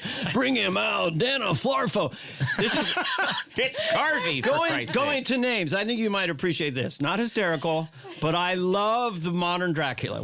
We sometimes people grew up with Bela Lugosi. Yeah. I'm Dracula. Yeah. So then the modern Dracula is like the Euro trash trench coat and the cool haircut. Yes, he got cooler. And they're like, who are you? Who are you? They're scared. And they say, I'm Dracul. Yes. From Dracula to Dracul. It was, you're doing the, what's his name? My friend. Gary Oldman? Gary Oldman. Yeah, my friend from the Oscars. Yes, the Gary Oldman. Dracul. Yeah, he was like, I'm Vlad Dracul. And how do you spell that? Daracula. Well, why does it go cool? I don't know. It's just Dracul. This is what I do. I talk like Dracul. I'm a Dracula man. Let me do this for you. Because I realize a lot of my stuff is because I'm passive aggressive, nice guy, and damaged from my childhood. So I do these aggressive things. I've known that about you act. ever since the day I met you. Well, when did you meet me? Did you write it down in a calendar? Oh, sorry. There it is again. But I love these movies. It's the late 19th century, the Science Symposium in London, and the scientist is up there in front of all of his peers. Is like, well, I propose that mankind is actually descendant from a monkey. And then you hear all the hubbub and the guys oh, poppycock. And then they always say, what you suggest is nothing short of madness, which I love. You offend man and God himself. And before they leave, they always say, good day to you, sir. Which is basically, fuck you, sir. So it was their version of it. It was their version of fuck you, sir. You go to a laundromat. We don't have your jacket ready. Well, you suggest is nothing short of madness. You offend man and God himself. Good day to you, madam. And one other thing, fuck you. And fuck you, madam. Literally. Let's fornicate. Here, on the floor. Fuck me, madam. So that makes me happy because I'm passive-aggressive nice guy. You're such a strange guy. Okay, let's talk about... Well, because it makes my brain happy. Everything I do, I know it's redundant for people who are fans of these miniature podcasts, but I like repetition. No. Makes my brain happy. Let's assume not everybody listens to every one because studies have shown that studies have shown they listen to one and they decide I'll never do that again, but that's fine. Right.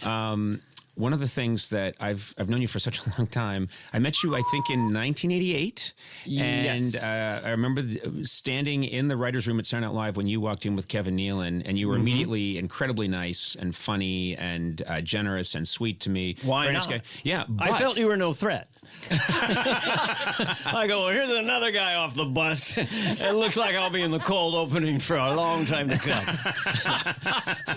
You probably did, but you know what's funny? You came out and said, I'm from Harvard. I did not. I know. Go ahead. But I've always loved that you are a very nice person, but you've got that thing inside that you have this inner aggression, you have this inner anger, and it comes out in the funniest ways. Like you torment people. Like you used to just torment John Lovitz all the time. I know. You'd torment John Lovitz. But he loved it. John and I had this, we acknowledged the competition that we were in. Because he always wanted to be, he was worried that you would surpass him as a star, and you would get in his brain and fuck with him and fuck with him. And he kind of would love it. I'd say, John, your only job is to figure out if there's anything in the world of show business that I can't do. So he sees me up there doing the drum solos at Church Lady and goes, he's right. What can't he do? So I would tease him like that. And then when he left the show and he's doing movies, well, I just like to do my sketches in front of 20 million people. But that's just me. I'm a nut that way. And it used to drive him crazy. But John would come back at me. It wasn't just like he's in the corner crying. He loved that. No, you guys had a very fun. It was fun to watch. We were laughing our ass off. You would torment him. He would try to torment you, but you would always come out on top. That's what I remember. And he wanted me to come out on top. As Jeff Bridges said at the Golden Globes, we're alive, man! We're alive! Greatest acceptance speech I've ever seen. Cecil B. DeMille Award. We're alive, man! No cannabis had reached his brain. That's just who he is. So he's constantly excited that he's alive. I've talked to people who do movies with him, and at the end they go in his trailer, and I don't know if there's a couple drinks or whatever. They hold hands and they bounce up and down, and he goes, "We're not dead yet! We're not dead yet! We're alive!" That's not true. Jeff Bridges does this? This is what I heard. Are we in for a lawsuit? We're alive, man! Well, Conan! No, Don't future trip. Be here now, dude. You're with me. Have a Dana burger. I don't know where it's coming from. But what a nice outlook he has. I know. I love him. I think he's and you know, and the times I've run into him out in the world, he is that guy. He's really happy to see you. Mm-hmm. He's really happy eating the sandwich he's eating. He's really happy. You feel it. With the pigeon that just flew by. It's all good. Yep, I had some calamari a little while back, and then I had some tater tots, about 300 of them, dip them in the hot sauce. I don't always use the ketchup, I use the hot sauce. Then I had some banana chips, some mini Kit Kat bars, some peanut M&M, and sort of a dub bar. 50-50, that's half vanilla, half orange sherbet. That's a good old bar there. You know what people can't see? I have to rub my stomach. People can't see. Bridges. You're not even rubbing your stomach. Yeah. You're rubbing under your nipples. It's kind of where you get this one morning, get down bar down there. I always tell people, and I've done this because we all live in this world of like, we're living these crazy lives, and we see people on Instagram, and they're normally celebrities on yachts. Yep. You know, and they're partying. And even though I'm a millionaire, I mean, I'm incredibly rich. So if I levitate the room today or play to dead silence, has no effect on my life at all. I just drive home, to be honest. But sure. That's between us. I'll never get out. But I always say this. If you look at a celebrity and you're jealous, remember one thing. Celebrities have kidneys. And kidneys can fail.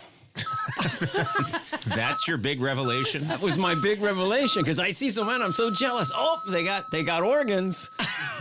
And maybe they're not going to be operational all the time. It's a little dark. Yeah, it's very dark. Isn't that special? I'm going to throw in one of those every 8.2 minutes. Do you still, is that the one you get requested? After all these years, do people still want to hear Church Lady? Church Lady, Garth, Choppin' Broccoli, George Bush Sr., occasionally Ross Perot. From my senior with Snow on the Top crowd. I did a little club the other night, and I got Choppin' Broccoli and the Church Lady. And so that would be an older crowd that likes that, or young kids go for it too. Now that there's YouTube, they see that stuff, right? Yeah. There's my former assistant, Julie May, her son saw my 97 special, anyway, where I do a grumpy old man as a baby. Like you're like when you have a little toddler, it's like it's like you've adopted a 100-year-old man, you know. Mm-hmm. Yeah, don't try going to a movie, because pretty soon I'm going to start crying. And so now the kid is using that against his parents. He's like 7. I'm going to start crying. But I'm always flattered, like I was saying a minute ago. The only thing worse than having people yell out your hits is not having hits. I know. Let's let that settle. We don't have to rush this. I know. But life is good. I had a friend who's like, his favorite expression is, "It's all good, man. It's all good." I go, "Is it all good? Really? Isn't some of it kind of a shit show?" And he just says it's all good. Now, let me guess. Is he from Southern California or Arizona, or one of those places where Probably. it was always warm? Mm-hmm. Sorry, did I offend you? What? Did I offend Yes. someone? I thought maybe I offended An Arizona both of person. us. Well, Sona. Both Matt and I are from Southern California. Yeah, you're both from Southern California, and you both Shallow. Sona, yeah. In the shallow, yeah. I'm sorry. It's just that we did it before. It's a funny song. In the shadows, la la la. But is that true, Sona? Is it true that you have more of a, hey, man, it's all good attitude? I do. And I'm from Boston, and no one has it's all good attitude. We all think it's bad. Well, you make me happy. I'm not from Boston. Yeah. Cynicism is a comic I'm gift. sorry. Though. And maybe No. you need someone to counteract that. That's probably why you guys work so well together. Do we work well together? Yeah, I think so. Yeah. Hey, I read some of the reviews and they mentioned the chemistry between you three. That's nice.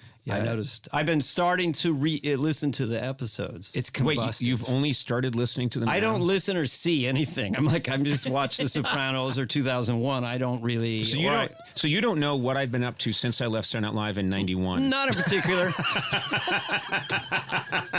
So Conan, what you been up There was to? masturbating bear. Yeah. And now you're here. Yeah, exactly.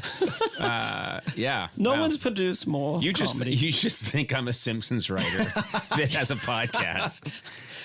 I That's love okay. you. I love you in this platform, in this vehicle. If I was a talent manager, I would say that Conan has many skill sets. My name is Sammy Snockner, and Conan O'Brien can operate on a lot of different platforms that you can monetize, and this is one area that I think this could be some real monetization. Do you think I could? Is there other areas I could get into? Can you sing, kid? Can you sing with a guitar? We could monetize you there on the I platform. can sing a little bit. Button up your overcoat when the wind blows free. Take good care of yourself. You belong to me. Hody, hody, hody. Yeah? What do you think? I love it. Well, where'd the manager go? I thought the manager was going to then want me or not want me. We always like to monetize talent. Like with Elvis, he was a good-looking kid, and we monetize in the best way we can. With Conan O'Brien, I think there's many platforms and ways to exploit him, if you will, monetarily. One of them is the podcast, because he's witty. He's got a self-deprecating wit that just falls right. It's like tomatoes out of a truck, you understand? And he's got tomatoes fall off a truck? because he looks like a tomato, quite frankly. There's an orangish thing about him, a sort of a pale reddish tomato vibe about him. But I love to monetize Conan. With the Conoco and all the videos from 1991, they're still making coin. They're still making money. The kids are rediscovering This him. guy, can I ask you, this guy sounds like he has a ham, an uncooked ham in his larynx. There's an uncooked ham in his larynx that he can't get I don't know why dislodged. he came in here, Conan, and is sitting next to me.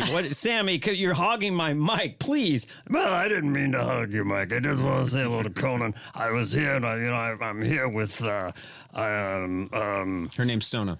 No, I was thinking I'm going to do one of these short form, history of Hollywood podcasts with Mark Gervitz and other people. And we're going to talk about, how the business has changed and platforming and, sort of what you would call packaging, which is a big controversy. When you just right name now. dropped Mark Gervitz. Mark Gervitz, you know who you pleased? No one. I couldn't think. My brain went dead.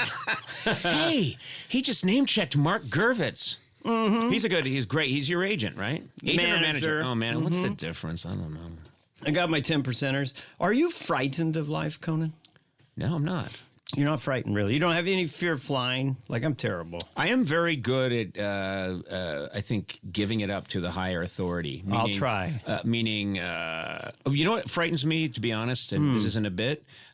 Things that are within my control frighten me. Wow. But things that are out of my control, I'm pretty good at saying, I don't know. If that engine of that plane falls off that I'm on, what would I possibly do about it? And I do actually think a lot about how as long as I'm not blamed, meaning at my funeral, if people say, hey, it wasn't his fault, Conan. I'm okay. Yeah. But if it was my fault, then my death would be a So great you shame should to never me. get your pilot's license, because then they're ostensibly, if the pilot's passed out. I would not get a pilot's license. Yeah. I was just thinking, and again, this goes back to me being a baby boomer, but a friend and I once talked about fear, and really, I said that the movie star John Wayne, his character, which is iconic, what I loved about it was not only was the character never afraid, he was furious at the idea of having any fear. Mm-hmm. And that's where I'd want to get to. Like, not even just, so it'd be like him and Walter Brennan, Duke, we got to take the submarine down. We can't, it's going to explode, Duke. I said, take her down, Pappy. But Duke, we won't survive. I said, take her down. you'll take her down, Pappy. I mean, just Right. I want to be that. But he doesn't even accept for a second that I know, John Wayne doesn't say, I know it's risky. No. I know it's risky and we could lose our lives. He's angry. He's angry at the idea of fear. Well, there's 10,000 Indians and 2 of us. Duke, I said attack, Pappy. You'll attack. And then we went to John Wayne as the Pope. And sometimes I got doubts, Duke. You'll believe what I tell you to believe, Pappy. You know you'll believe, and I'll show you to believe. But how do we know that God really exists? You'll just believe what I tell you. He exists, Pappy. Don't make me do what I did last time. But he never says what that is. Don't make me do it again, Pappy. But Duke, I'm scared. I'm scared that this is wafer really is the body and blood of Christ. Do you think it really is? Well, I think so, Pappy. Hey, a little doubt came in. A little doubt came in. So you have a problem with transubstantiation, eh? Transubstantiation. You're headed in a minute, Conan. Yeah, it's weird. You're the Pope and you can't say transubstantiation. That's really strange to me. Isn't it cool that the Pope is really worried about poor people? And I think he sincerely is, but he lives in a $1 billion house. That's just fun. Oh, yeah. And also, everything he owns and sits on is bejeweled. Everything. It is everywhere. encrusted with jewels. See, were you raised Catholic, right? Oh, my God, yeah. Super Catholic. Super Catholic. So was my wife. I was raised Lutheran, where it's not even a joke. When I was in there, I could tell that most people pretty much didn't believe it. Like, even the hymns were kind of agnostic. Oh, believe if you believe. Oh, believe if you believe. On Sunday I believe. By Wednesday I have doubts. But Sunday I believe again. Oh, I'll believe if you believe. Oh, yeah. Oh, I'll believe if you believe. Oh, yeah. Oh, I'll believe if you believe. I'll believe if you believe it. I'll believe and you believe it. Let's solo. Oh, I have doubts, but I don't care. The other day I lost my underwear. This song is no longer about faith. I'm ruining Dana's bit. I'm being very silly. I'm a shit. No more stinking thinking from Conan. You're great and you know it, going homin'. What? Going homin'? You're from the northeast. I got some yeast in my crotch and groin and in my toes. Oh, well, that's all the time we have today. It's true. My favorite lunch in school was beef au jus. Sorry. Is this an episode already? This is an episode. Yeah, we wasted a lot of time. Did I? Huh? But I had my plans in my papers. I've got my paper. This is Dana. He has a paper that looks like he's had it for about 40 years. Yeah. And he's written all these crazy little bits he wants to do. And you know what? He's afraid of just letting go and improvising in the some moment. people have so many ideas, they need to categorize them. Others, their notepads are empty, barren. A crutch can help you, but a crutch can hurt you. Who can go higher on this character? I can get. We're alive, man. That's all I know.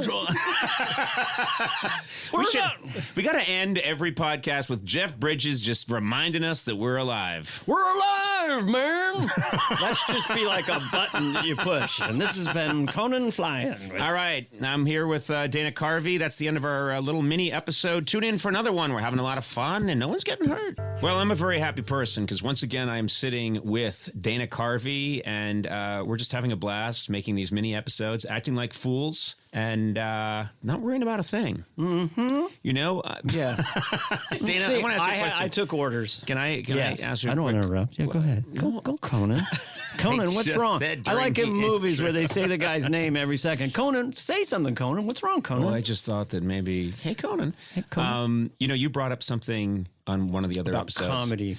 Well, you brought up something that I wanted to riff on just for a second because it got me thinking. You were talking about how John Wayne in movies not only doesn't know fear, but is angry at the very idea of fear. Which I love. Yeah, and you did a thing where it's like, you know, Walter Brenner's like, well, if the sub goes any deeper, we're going to blow up. And he's just like, well, we'll go deeper. Take her down, Pappy. yeah, and he just doesn't We'll care. explode under the ocean. Get out of my face, Pappy. I can explode. I don't care. Yeah, and So I was listening to that, and it was reminding me that my favorite villains, see if you know what I'm talking about. My favorite villains in movies are ones who, they have a meticulous plan, and then someone comes in the room and tells them that the whole plan's been ruined by something they didn't foresee, and the villain is intrigued rather than being. And my favorite one of all time, my favorite one of all time is in Die Hard. The villain. Alan Rickman. Alan Rickman. Gruber. Hans Gruber. And so Hans Gruber has been working on a plan to steal the money from this building. And he's been working on the plan, I think, for about 4 years. And they've thought it out to the second. And then they've got it all worked out perfectly. And then a guy comes running in the room and says, "We didn't count on this, but there's a policeman loose in the building. He has he has a gun. He's killing our men. He has the charges that we need to blow up the safe that everything depends on, and we have no idea where he is or who he is." And Hans Gruber, the normal reaction would be like, fuck, we're out. Get out. Everyone get the fuck out. Let's get back to Germany. Everybody, let's get back. But instead, they tell him this, and Hans Gruber goes, intriguing. And I'm like, what? And then they come in later on and they say, well, he just blew up this and he blew up that. And he's like, this policeman, I must come to know him better. It's like, no. Right. You're so screwed. And up to the point where at the end of the movie, he's finally punched off the building and he's falling to his death.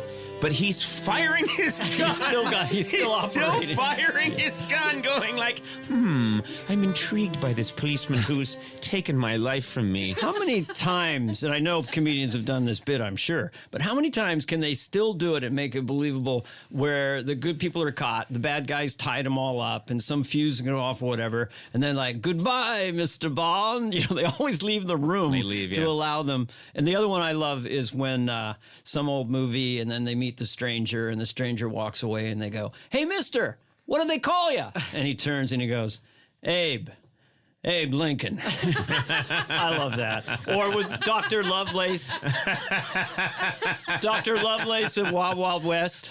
The dwarf genius. Yeah. Oh, yeah. Well, what happened to him? I don't know. He said, he was talking gibberish. He said something about it's like 1860, something about a television. It's like he was gonna, that's the big twist at the end. He's gonna invent it. No, I do love that old trope of, "Mister, you never told us your name." "My name, Gandhi." "You just kicked the shit out of everyone in town. What's your name?" "Gandhi." Yeah, it doesn't quite have the same ring if you're like, "Hey, mister, what's your name?" Genghis Khan. And John Wayne did play Genghis Khan. John Wayne, in one of the worst casting decisions of all time, played Genghis Khan in a movie, and they gave him... Yes, he played Genghis Khan, and they gave him... Yes, they did. Like, they Asianized his eyes. It was pretty... It was something I wouldn't say. You should look it up online and just behold what happened in America in the past. Can I do a brief? Because we did a You can do whatever you want. This is a brief revisit to the idea of Hitler, Bobby and Jack Kennedy, and Elvis, who fake their death and are in a bunker beneath Las Vegas, taking youth pills, awaiting their chance to emerge to the surface and dominate the world. Yeah, and this old bit. It's been ripped off by everyone. Like, who doesn't have this bit? Chappelle closed his special with this bit. But I just wanted to extenuate one little part. Where Bobby Kennedy is, I know people are listening right now going, what? Bobby Kennedy is trying to teach Adolf Hitler how to speak English, and everyone's a little frustrated with the process. Because they've been in this bunker for a long time. They've been in this bunker. They faked their death 60, 70 years ago, and they've been in this bunker a long time, and they've got to get Hitler up to speed, you know. So Elvis is like, "Bobby, come on, you're wasting your time. I'm going to put on a dress, go up the shaft elevator, get some Dunkin' Donuts. Well, what about you, Jack? You want some?" I would like a glazed donut before this evening's over. I don't ask for it because it's easy. I ask because it's hard. Why do you always say that last part? I don't know. I just kind of like it. Bobby, what about you? No, Bobby, what about you? I'm pretty close to teaching Elvis some basic words. You want to see? Bobby hasn't learned one word in 70 years. Come on, you're kidding yourself. I'm teaching Adolf. Teaching Adolf a new word. Here it is. Adolf, repeat after me, butterscotch. Yeah, you see, Elvis? Do you hear what he said? Butterscotch. Butterscotch. That doesn't sound nothing like butterscotch. Try something like cotton candy. Elvis, sorry, Hitler, say... It's hard to keep track of everyone, isn't it? It's been 70 years. Hitler, say cotton candy. Cotton candy. Oh, wow. He suddenly gets really good. Yeah. I have a question. Yes. Why can't they? I mean, I understand why Hitler cannot come to the surface. Right.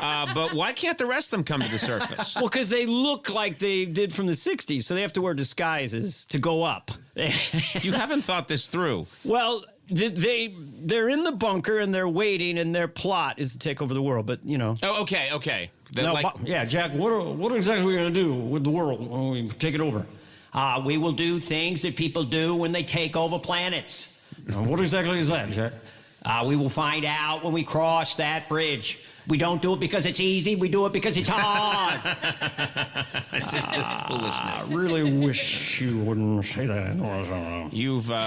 Is this gonna make the cut? No. Listen to me. Here's what's great. I have here. Here's you what's pick great. One. God no. damn it. Stop it. Stop throwing your paper around. You don't need this. This isn't necessary. Yeah, but we can do I know. authentic. But listen to me. Here's what I want to say. Yes. Here's what I want to say to you. Okay, Conan. The whole point of life. the whole point of life. The whole point of screwing around in comedy is not knowing where it's going or why. And often Right. the funniest ideas don't have a reason for existing. There is not a good. It's hilarious to have all those guys in the bunker together into Las Vegas. You don't need. Why are they there? It's not important. Don't want to know. I think the subconscious reacts to things like this, and if it is subconscious, it can last. It can be repeated, and it can go on and on. Like a little thing I did called chopping broccoli. I like to do bits that are better 40 years later. Secret ego coming out. He always had confidence, We knew underneath that we were someone we could monetize. Sorry, go ahead. That was Scotty Flopnop, whatever. That's the manager character you go into every now Yes, and then. but you're totally a kindred spirit, Conan. I remember the last time I was on your show, I was in the makeup chair, and I looked up at the monitor, and there was no sound. And I just saw a profile of you. I couldn't hear what you were doing, but you were so committed. That was the hardest I've laughed in a long time. You were that's just nice. You know how you'd go to that gear Yeah. of just assaulting abstract madness. I have. Well, you have it That's too. why you have super fans. We have a gear. We have a gear Right. where I will commit all the way, and at that then- point, you don't care what happens. You just know I'm going to 7, and if people hate 11. it, or 11 or whatever you want to say, you're going to go there, and if they despise it later on, that's not important now. Now I'm just going to go to 11 and see what happens. Well, what I always try to do when I do stand-up and I'm not feeling funny at all, I try to make myself laugh when I get to the mic by saying something that'll make me laugh. So it could be something really, whatever Right. you do, whatever. Because the whole conceit of the idea of the clown being funny and here comes the funny and he's being funny. Oh, shh, quiet, he's being funny. Is Makes you self-conscious. makes you self-conscious. So to get out of it, you just need to be kind of crazy. So. I've found recently it took me like years to get to this point. Yes. But the other day, I'm doing the monologue, and I don't do much of a joke monologue anymore. I just try and screw around as much as I can. Right. But I had like 3 jokes, and they were about Trump and his taxes. 'Cause that was in the news. Have to do it. And I felt like you feel like I'm only doing this because people expect this. So I did the first joke, and it kind of got like a ha, ha, ha. And I actually said, "Don't worry, this part will be over soon." And they laughed harder at that than they did at the joke. Yes. And then I did the second one, and I said, "Yep, almost there." And then I did the third, and I started to just basically say, "Yeah, I'm here. I'm very aware that you're not finding this that amusing, Right. because there's 1,750 late night talk shows, and I'm the 751st person tonight to talk about Trump and his taxes. So let's just do this quickly. Right. None of us are happy about this algebra assignment, but let's get it done and get on to the fun stuff." And it had this, because I was being honest about it, I think I don't know, it just made it more enjoyable for me, and I think maybe made it more enjoyable for them. I love that this is the life. It's like trying to catch the wind comedy. You never graduate, you never finish, and there's always some other level of confidence you can get to where you're just completely existing. You're not self-conscious. The second voice is quiet. So I love that here you are 4,000 hours later, still taking a little chance or twisting your thing. Well, you said something, I don't even think the mics are on, but we were talking. That's when the best stuff happens, unfortunately. I'm not well, you touched I'll me. be honest. But you said it's paper tissue In a fireplace. in a fireplace. It's that quick, meaning you kill. You say it. Yeah. Well, yeah, he's gonna kill, and then it's like there's 10 minutes later, and hey, I thought you killed, and people, hey, good set, and then a lot of times you're just in a car pretty quickly after that by yourself in the back, and it's like Dustin Hoffman after he gets Catherine Ross in The Graduate, like, okay, all right, and then you can't be like the Stones or anyone else and just wind down on these 10 songs and see how well you can play them for 60 years. No. And I saw Sting's going to play his songs, and we have to come up with new variations and new combinations. This is something, I don't think we've talked about this, but I think you're the same way. I'm so envious of musicians.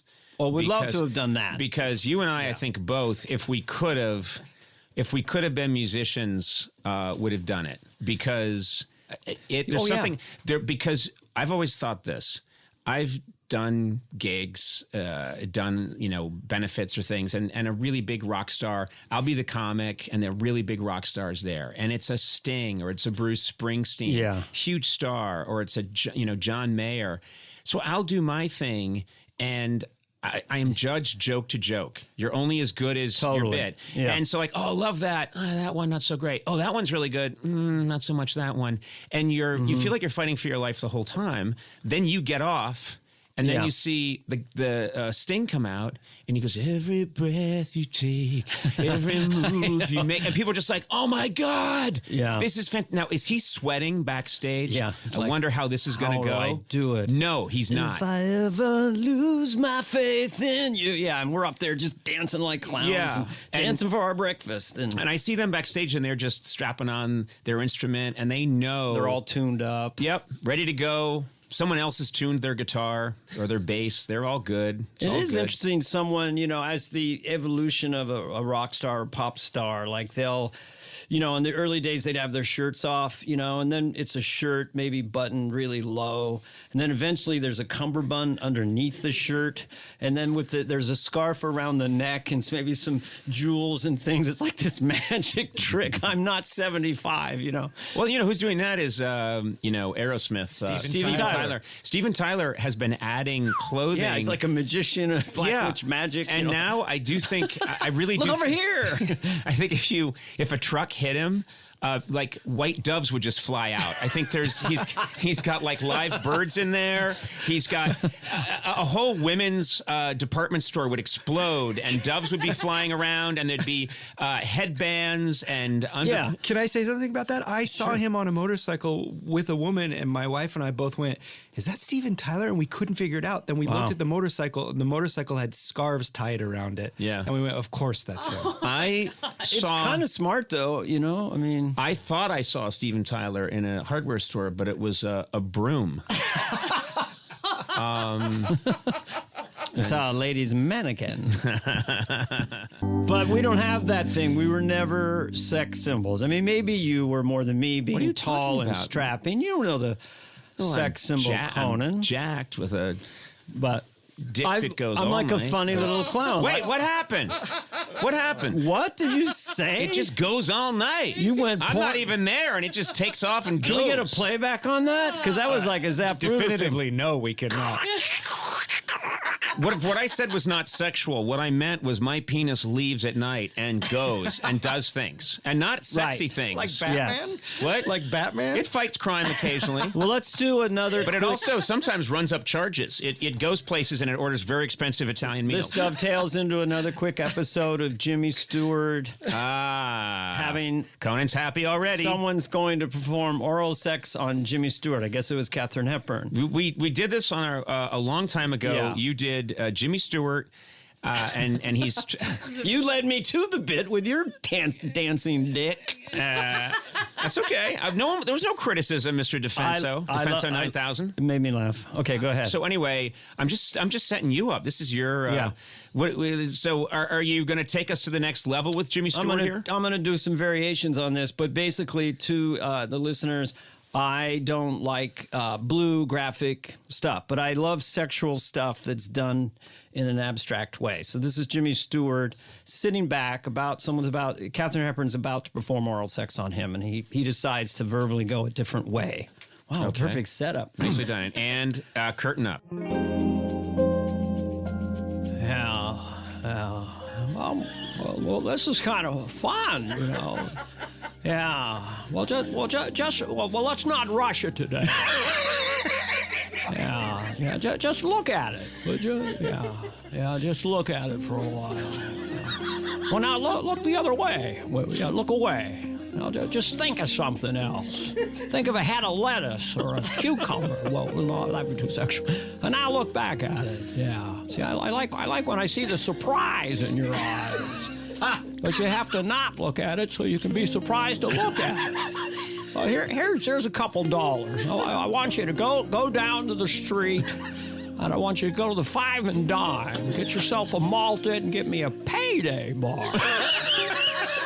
Yeah, I'll wait here. Yeah, well, welcome back. Yeah. Well, don't look at it yet. It's been 17 minutes. All right, give me the payday bar. All right, now look back at it. Well, that's what gets me off. That's what I like. I like the surprise in your eyes because you forgot what it was. You went to the candy store. Now you see it for the first time. Fresh. You got what I call fresh eyes. So that's part two. That's part two. That's part two. So wait a minute. She has to leave. Are they sitting in a car? I don't know where they are. I picture them in a car. I had them on an apartment in a couch, but initially it was in a car. Now I'm feeling like they're both in a car, and now while Katharine Hepburn is gone she's out getting stuff, a malted and the payday bar. Yes. Is he sitting there with his genitals exposed? Yes, he's just sitting there with his manhood very, very friendly, in a friendly position, just waiting. And the turn on for Jimmy is that she's gonna forget. See, she's not gonna remember what it looks like. But you know what kills me about this is that when he does say that arouses him. Yeah. He sounds like he doesn't sound aroused at all. No. Do you know what I mean? His voice, I know, that's what I love about it. I hate to be overly analytical, but I just love that he's like, oh yeah. And you're like, wait a minute, that's not, I don't get a sense of someone blood rushing to that area. No, it doesn't, it's not really sexual in a sense, right? No, I think that's what's so funny about it. I just like to see the surprise in your eyes. I mean, I like it when you don't remember it. And I like when you come back and maybe in the back of your mind you have a name for it, but you don't want to tell me, right? You can name it anything you want. It's yours. Just, all I'm asking is, in the big scheme of things, I'm nothing but a scurvy little spider. And you can call it anything you want. All I ask is you don't touch it, because that's when the game is over, you see. Everything changes. People call it foreplay. I call it life. But what happens if he's in the car? Yes. What happens if he's in the car and Mr. Potter in his wheelchair comes by and bangs on his window? Mr. Potter. What did he sound like? I'm trying to remember. Like, hey, you. Let's see. Your father was nothing but a loser. I just think him. Jimmy's in there waiting, and he's exposed. Yeah. He's just pounding on the window, and Jimmy's waiting for Katharine Hepburn to come back and get and he's waiting for his payday. Oh, Jesus Christ! It's Mr. Potter. Damn. Let me grab my cardigan and lay it over my friend down here. Yeah, that'll cover up. Let me roll down the window. Look at you with your penis exposed. Oh, that's all in your imagination. Your eyesight's not so good. You're pretty old, I've got a cardigan on my lap, that's all. There's nothing under there. I saw what I saw. You're a sick man, Potter. I always wanted to say this to you. Well, fuck you. There it is. I'm no longer... That's the lost ending. Yeah. That's the other lost ending. Is that he just loses it on Potter? I can hear the reviews. Dana Carvey leaning on characters from 1965, John Wayne and Jimmy Stewart amongst them. I just love that. Well, I saw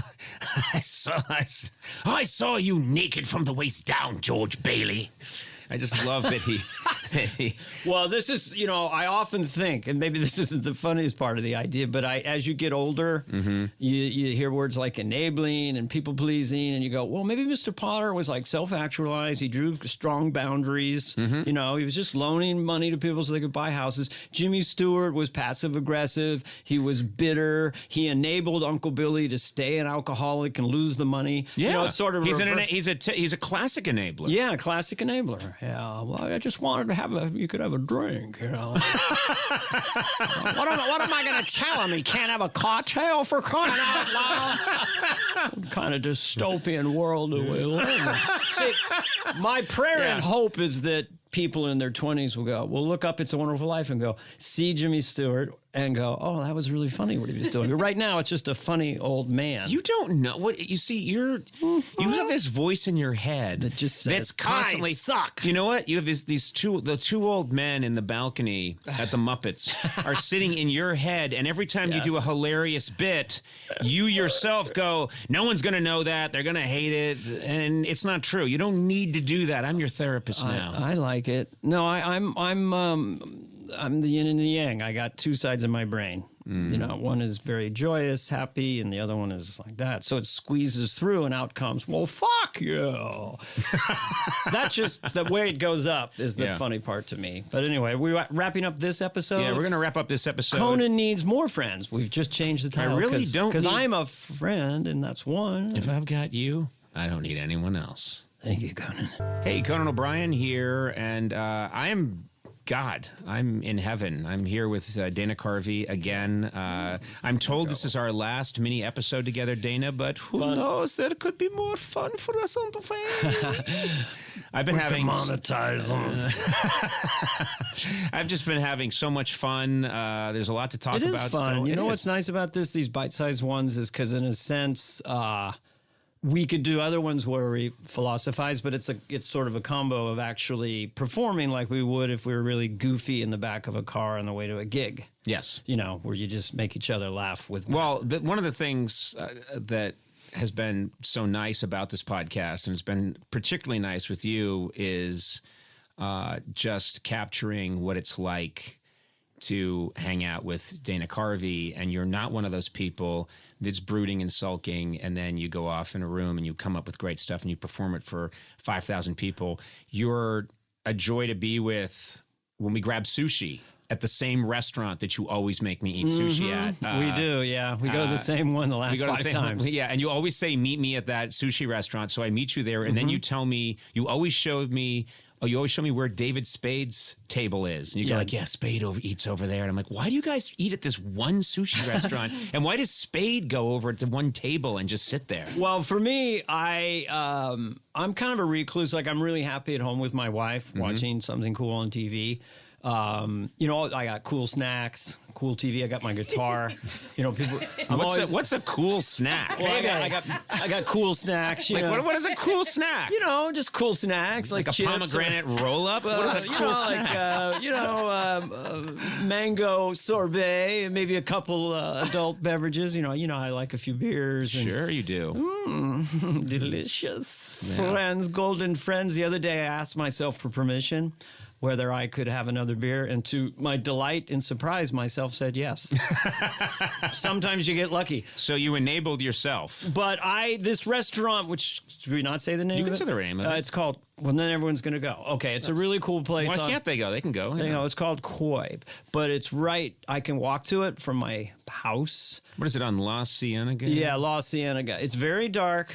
There's no paparazzi there for my celebrity friends. Not like I'm getting mobbed, but It's dark, it has really good food. It's very mellow. We usually go early. It's empty. It's very nice. We've had a couple of our show Christmas parties there. I just find it. We always sit in the back, and howl like monkeys and improvise and act like fools. And then, but you always do point out to me like, yeah, that's where Spade sits over there. And I'm like, what? I just love that David Spade eats at one restaurant. Even Dennis Miller met Spade and I there a while back, and he's eating the food, and he goes, "Christ's sakes, Carvey, this is the best food I've ever had." Okay? I'm keeping this a secret, huh?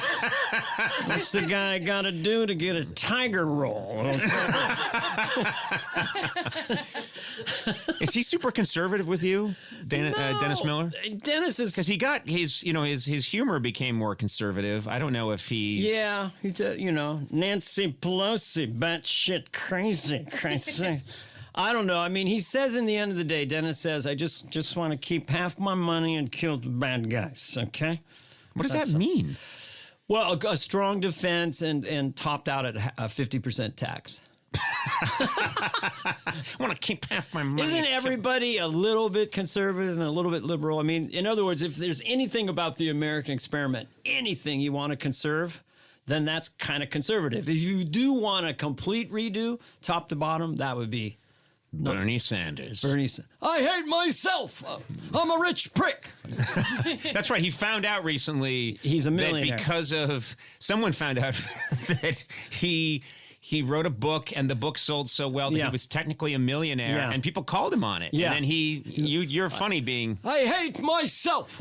I hate myself. I'm a rich prick. The corporate... This I used to do, I don't know if I did it before. Not on this series. I did Bernie Sanders as a crosswalk guard. Oh, I don't know about that. Don't proceed. Don't proceed. The system's rigged. The system's rigged. Don't proceed. Hey, mister, what do they call you? Bernie Sanders. I never heard of you. He's I think if you were on SNL now, you'd be doing a Bernie Sanders. Well, SNL's, which is just different. Larry David really looked like Bernie Sanders. And so... it is strange. The show changed that...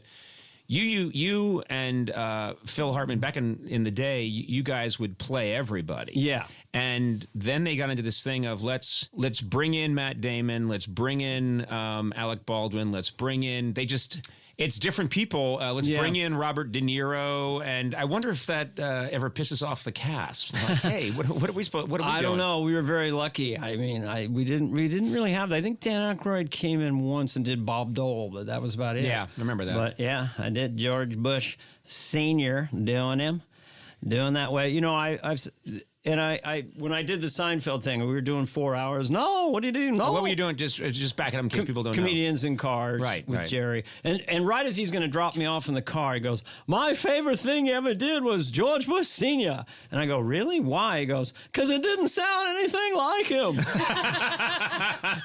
So it became like, my stress puppet side of me. I do use George Bush Sr. making a list of what I'm doing in order to calm it down. So I'd be like, here we are. Conan needs a friend. Conan, Matt, Sonna, Dana, doing that thing, talking, Earwolf, Stitcher, Conoco, monetization. But you know what? We've talked about this a lot. I'm never a fan of an accurate. If an impression is incredibly accurate, I get bored by it. What I love is when people are silly putty and they stretch it out. And so you would. I remembered because I was there for the whole arc of it. You started doing George Bush Sr., and then you got to not gonna do it. Yeah. But then by the end, you're going, nagada, and you were like, and I was delighted because I thought it's almost like you're gonna go insane if you don't stretch it out to the point of absurdity. Kevin thinks I get bored, but I do think that was such a slow build that the audience came along with me. Yes, they did. But then, not gonna do it. Here is something that is interesting. I'm gonna play this for you and the listeners. So I had bronchitis in January, so I had seen Paul McCartney on 60 Minutes, and I realized that my Paul McCartney with bronchitis was a very different Paul McCartney, and it seemed like it captured something. So I started to record that morning because I knew I was going to run out of this when Paul comes off the road and the way he talks. So should I just press play? Sure, yeah. So here it is. And it's a once in a lifetime chance to do a more accurate Paul. And I was just riffing, not trying to be funny. John and I, we had a bit of a competition. It's just normal, we were mates, we were lads. And it was like, what's he doing? What do I do? He came up with the primary, I want to hold your hand, give me your hand, let's hold hands, and I saw her standing there, she was just 17, a real beauty queen, and, John said, well, hold on, let's not, and you know what I mean, it's just like changed the whole course, so we collaborated in songs like that, a lot, When John came up with, I'm only sleeping, I'm sleeping, everybody, leave me alone, After that, I had Eleanor Rigby, which is like a toe tapper in a way. George Martin says, put violins, Beethoven or something. It's like, do. Eleanor Rigby, she's got a face and a jaw, a drawer. She can't find a face, do. All the people looking at her face. And, these were great days. We had a lot of fun. But Can I just say one thing? First of all, I love that you're obsessed with Paul. For a brief time, had bronchitis, so then you have to learn how to do him with bronchitis, which is completely unnecessary. In a different rhythm. But hold on. I want to get to something. But my favorite thing about your Paul is I know how he tries so hard to be casual about everything. Yes. So when he references these iconic songs, I love that he intentionally doesn't know the lyrics. Yes. She was just 17 and, the beef was very lean. And you're like, no, that's not. And then do. No, that wasn't it at all. And that's not it. I know. Like I said, these are brilliant pop masterpieces, and that's extenuating his casualness about it to the point where he's just being so face in a jar and no one knows where the face is. Get the face in the face. Yesterday, where's yesterday? How about tomorrow? That song. So I'm only sleeping. Just leave me alone. No, that's not the song. So this one was just me trying throughout the week, and my voice is a little raw now from screaming. But you said, who does George on one of our podcasts? So I took it upon myself to try to find the beginnings of a George. Not saying it's perfect. This is a quick one. Here it is, me in my apartment trying to think about how George Harrison's specific voice works. John and Paul were sort of the primary songwriters of the Beatles in the early days, and I would sort of, learning like an apprentice of some sort. And later on, I was very lucky to get a couple of A-sides before the band broke up, But I really learned from John and Paul, about the middle eight and certain chords and progressions and things. And then eventually, maybe people would say the student became the teacher. That's too cheeky, perhaps. But So you're going insane, basically, doing the Beatles alone in your apartment. Yes. So what's happening in your life while you're deciding? Well, first of all, everybody's gone. My wife is gone. There's nobody there. Meaning they've left you forever. Well, they're tired of a guy talking to himself in the dark. But this is how you learn impressions. You listen to yourself, then you do it again, you listen to yourself. So this Ringo is not completely accurate. But hold on. I basically play for the singer. He's up there singing, no reason me bashing around in the back. Wow. I had no brothers. I never had a brother. I looked around and I asked my mom, where's my brother? No brothers. Then when I met those three lads, I go, hey, here's my brothers. I love having brothers. That's it. I think that's really good. Getting better. I think the George is the harder one to get. He's sort of the slow, careful guy. Did you? He came by Saturday Night Live once when I was there. I was not there, but I'm sorry to miss it. Yeah, he came by and he and Lauren had been having a very nice evening. Of course. And had I think George had quite a bit to drink. And he came into the writer's room and we were all stunned. George Harrison walked in and he was looking at us and he was weaving a little bit on his feet. And he said, sorry, I'm as pissed as a newt. I'll never forget that. He said, sorry, I'm as pissed as a newt. And then we were like, oh my God. And he was like, why are you all staring at me? And we were all staring at him because he's George Harrison. And then there was the piano that's in the writer's room. Oh, yeah. He went and he sat at that piano and he started to play. And we were like, shit. a Beatles playing on this piano. And just then, as a joke, Al Franken came running out and slammed the piano shut and went, "Quiet! I'm trying to work." And then he stopped the whole thing, even though he And was George joking. got scared and left. And I was like, "Al!" I mean, it was really funny to telling Beatle to shut up with the music, but yeah, that happened. You own a home, don't you, right? I lease down here. I have a home in Marin County. What's that? I have a home in Marin County, but I have a landlord down here in Los Angeles. You have a landlord. So you live in a small apartment now, a very small apartment. A town and you, home. And you pretend to be the Beatles all by yourself. Or in my car. Into your phone. Yeah, if I took that challenge, I just became really interested between the last time we saw each other. It's like, well, what does George sound like? So I became very fascinated by that rhythm, But I remember one time, I've had trouble with landlords. I don't this time, but my wife and I rented a place in Malibu on the beach, and our landlord, I guess, was Eastern European. I don't know where he was from. But we had a $30,000 deposit. And then we leave, and the house is perfect. My wife kept it perfect and goes, "I keep deposit." I go, "What?" I go, "Carpet is frayed, little bit of paint missing, I keep deposit."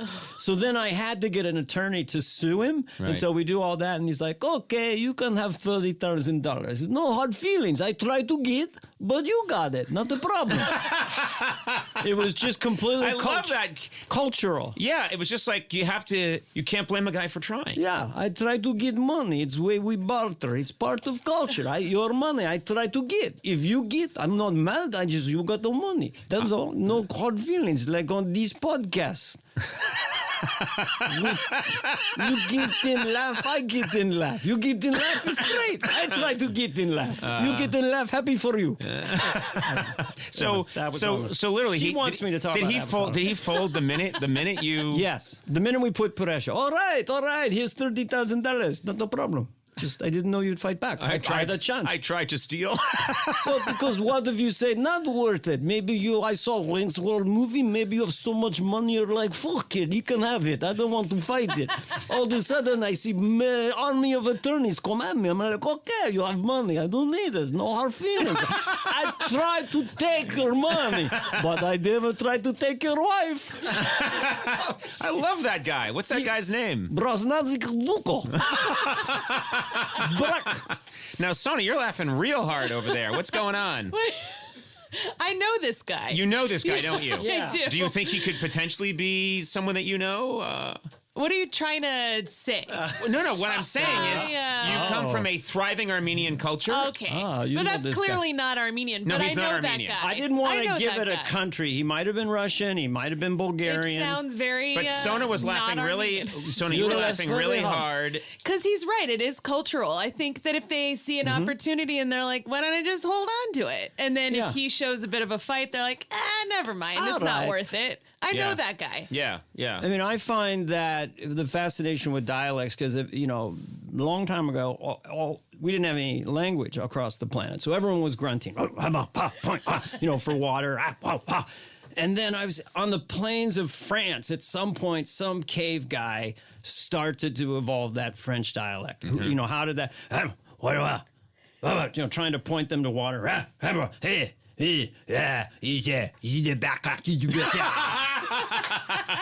So it's a cultural thing. It came from you stupid idiots. Look at the water. You can't even drink some water. And the Liverpudlians are always very curious people because everything sounds like a question. Yes. If you want to do Liverpool, did you go to the store? I told you. I went to the store. Well, you don't sound sure. I just told you. I went to the store. You can't sound humble with a French accent. No, you can't. I am not a very important person. You can't. So there's something cultural in this. I try to take your cattle, your sheep, your wife, your property. But if you want it, I give back. No hard feelings. I try to strip everything from you. But I give back. No hard feelings. Hey, Conan, this is George W. Bush. Who does your hair? Stupid cuts. Just non sequiturs that mean nothing to life. Well, please, they're the best. They're the best. They're the best. She wanted to hear. Did I do my avocado bit? It's not really a bit. I don't think so, but it just she says wanna hear what it is. In the middle of my avocados, notes, it and just says intrigued. avocado. On your notes, Yeah. it says avocado, and Sona wants, Sona's is- hungry. She that wants to is- hear about avocado. That is when I most feel like a first world prick. Is when I'm at a big grocery store and there's a wall of avocados and I'm really getting mad that they're not ripe. God damn it! There's like 1,000 avocado, stupid, ripe. And then you go up to the front and they go, "Would you like to help the children today?" You ever get that one when you're at the cashier? Yeah, and everyone's looking. How are you supposed to answer that? No, not really. Not today. Not today. Why do they need so much help? Yeah. And we're from another time. Do you carry your little, Whole Foods bag? Because I don't have the biodegradable bag. So they always go, "Would you like a bag?" And you got to buy it new every time. And I go, "Look, I don't need a bag. I used to be a juggler. I'll just take my 19 items and get to the car. I need a bag." And then it's like the groceries are $98 and they're arguing over how many bags is he getting? I don't know. Could be 2. It's 20 cents versus 9. He's going for 3. He's going for 3 bags. What the fuck is going on?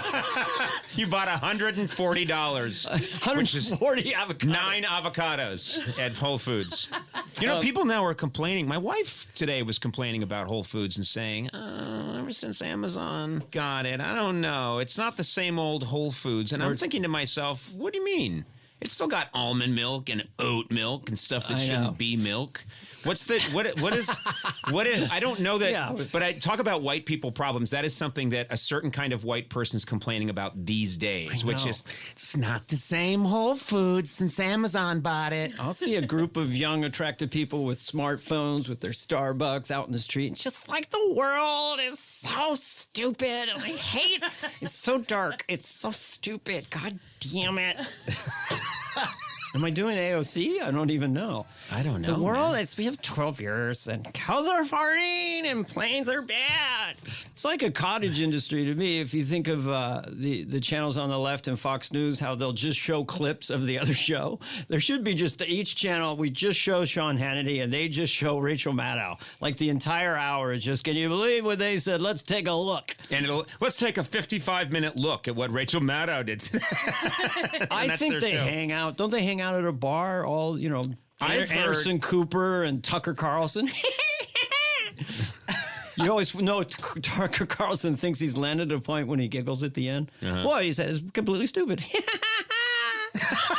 He's a leprechaun that found some gold. Well, he's like a little leprechaun. How could I do it? Okay, I'll let you guys pick. Either Talk-a-Box or Talk-a-Box, Godfather, or... What's Talk-a-Box? That was that... Talk-a-Box is basically, in the essence, about how the testosterone-driven male will always, take new technology and pervert it. So probably the first telegraph was like, to send medicine to Dodge City. The second one was, what are you wearing? So, and obviously Anthony Weiner would have had no capacity to take dick pics if that technology, he would have just been a guy naked with a raincoat in Central Park. We opened it. So then I thought, phones essentially came into the home maybe around 1910. There might be one in the house. And I thought the man paw, the frontier man would go to town. And maybe at one point, some man decided to attempt phone sex with his frontier wife back at the house. So it's kind of like, Hello, Ma. oh, wait, first to be, Operator, give me line on 4775.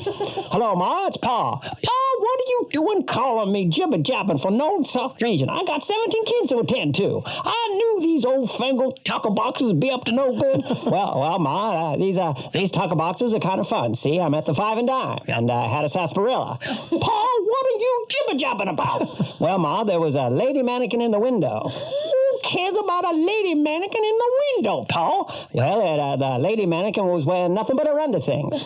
And got a man thinking, Ma. Thinking about what? Well, I wondered what kind of underpanties you got on today. You want to know about my underpanties? Well, you have on those Carter Spanky briefs or those calico print pantaloons I got you in Dodge City last year. Paul, you've lost your mind. Now bring back the bacon, the eggs, and the beans. Get your bottom here as soon as possible. No worry, Ma. While you're on your high horse, I satisfied myself right here in this newfangled tucker box. And scene. And curtain down. Ladies and gentlemen. I love that. Well, so the ones that make me happier, got a man a thinking. Got a man a thinking. And the Carter Spanky briefs are those calico print pantaloons I got you in Dodge City last year. So those two things make my brain happy. And she was in no way aroused. I love that. That was the part I liked. Didn't get it at all. Yeah. Oh, you and your crumpling. My crumply dumply umpling.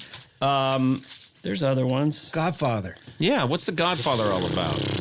Godfather was because I got a couple extra dollars and I'm happy to do it. But I have an extended family that if someone needs help, I'm there to help, which I'm happy to do it. I'm not a materialist. I have extra money. America was good to me. Probably a little resentful, but we'll explore that on another show. So my wife one time quipped, "Hey, you're like the Godfather." So it was like, so then I just... Okay, what can I do for you, my son? Godfather, we live in a Sherman Oaks. We'd like to add a newer bathroom to our house. Bathrooms can be very expensive. We'd like a hardwood floor, a dual vanities, a clawfoot tub, and a steamer shower. That sounds very expensive. Here's what I'm prepared to do. I'll get your hardwood floor, single vanity. You keep your tub, no steamer shower. Now get out of my sight. Thank you, Godfather! I love that guy lives in Sherman Oaks, too. Okay, bring in the next one. Godfather, we have grandchildren. We want to take them to Lake Tahoe, but we got no watercraft. Oh, kids like boats. We think of buy a wave runner. How expensive is a wave runner? $12,000. That's very expensive. Here's what I'm prepared to do. I get you a rubber dinghy, you get a bungee cord, and then a tube, you paddle, kids will have fun. Now get out of my sight. Thank you, Godfather! Last one. Okay. Godfather, our daughters, we try to get them into USC, but nobody take their applications. Oh, you help me out with the Bambino problem? I can help you out. Do they do a sport? They don't do the athletics, the Godfather. Please, we got to get them into USC. Let's pretend they're rowers. Put them on a machine, take a picture. I know a guy who knows a guy. I give maybe $500,000 to grease the palm and the kids are getting to USC. Thank you, Godfather!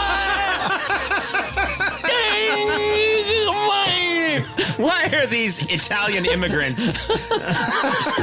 They have such sophisticated needs. Why? Why do they have Italian accents? I don't know. I love it. It's the stuff that, It's stuff that makes your brain happy. it makes me very I want happy. everybody to think about it. Because remember when I did your show, I got Andy to laugh really hard at Jimmy Carter going insane. Because really? I talk about all the presidents going insane, and how Jimmy Carter had a nervous breakdown right at the end of his presidency, and he literally is a peanut butter farmer. Yeah. So he had a vat of peanut butter and he smeared it on his head, and he would walk And he's around. upset that he lost the election. He lost only the got election. one term. Yeah, and So he just went a little ballistic the last few months, and he would rub it on his head and wander around the White House at night, and the staff would go, "Are you okay, Mr. President?" I'm okay. Well, you got peanut butter on your hair. No, I don't. I don't got peanut butter on my hair. I got peanut butter hair.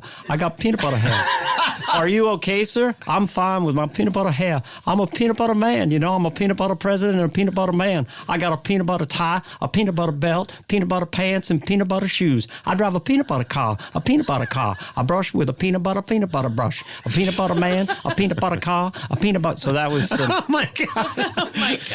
I know. And so was this again, if I were to knock on your door, let's say I was to walk up to your door in your apartment here in Los Angeles. Yes. And you were there alone. Is this what would I be hearing like Peanut butter man.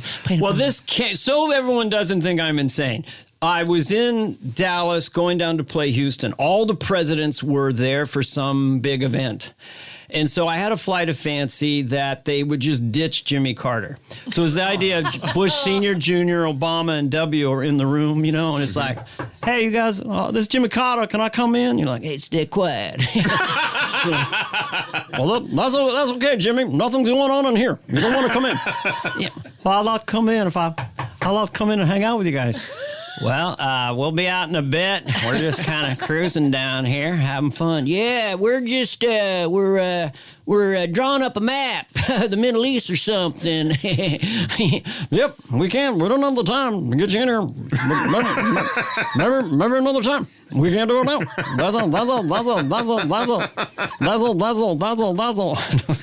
So that was where Jimmy Carter came from, and then I had him having a nervous breakdown. This is the final episode of our 6 miniseries run with Dana Carvey and Experimental? I don't know about you. This is just a blast for me. I hope you're having fun. Oh, totally.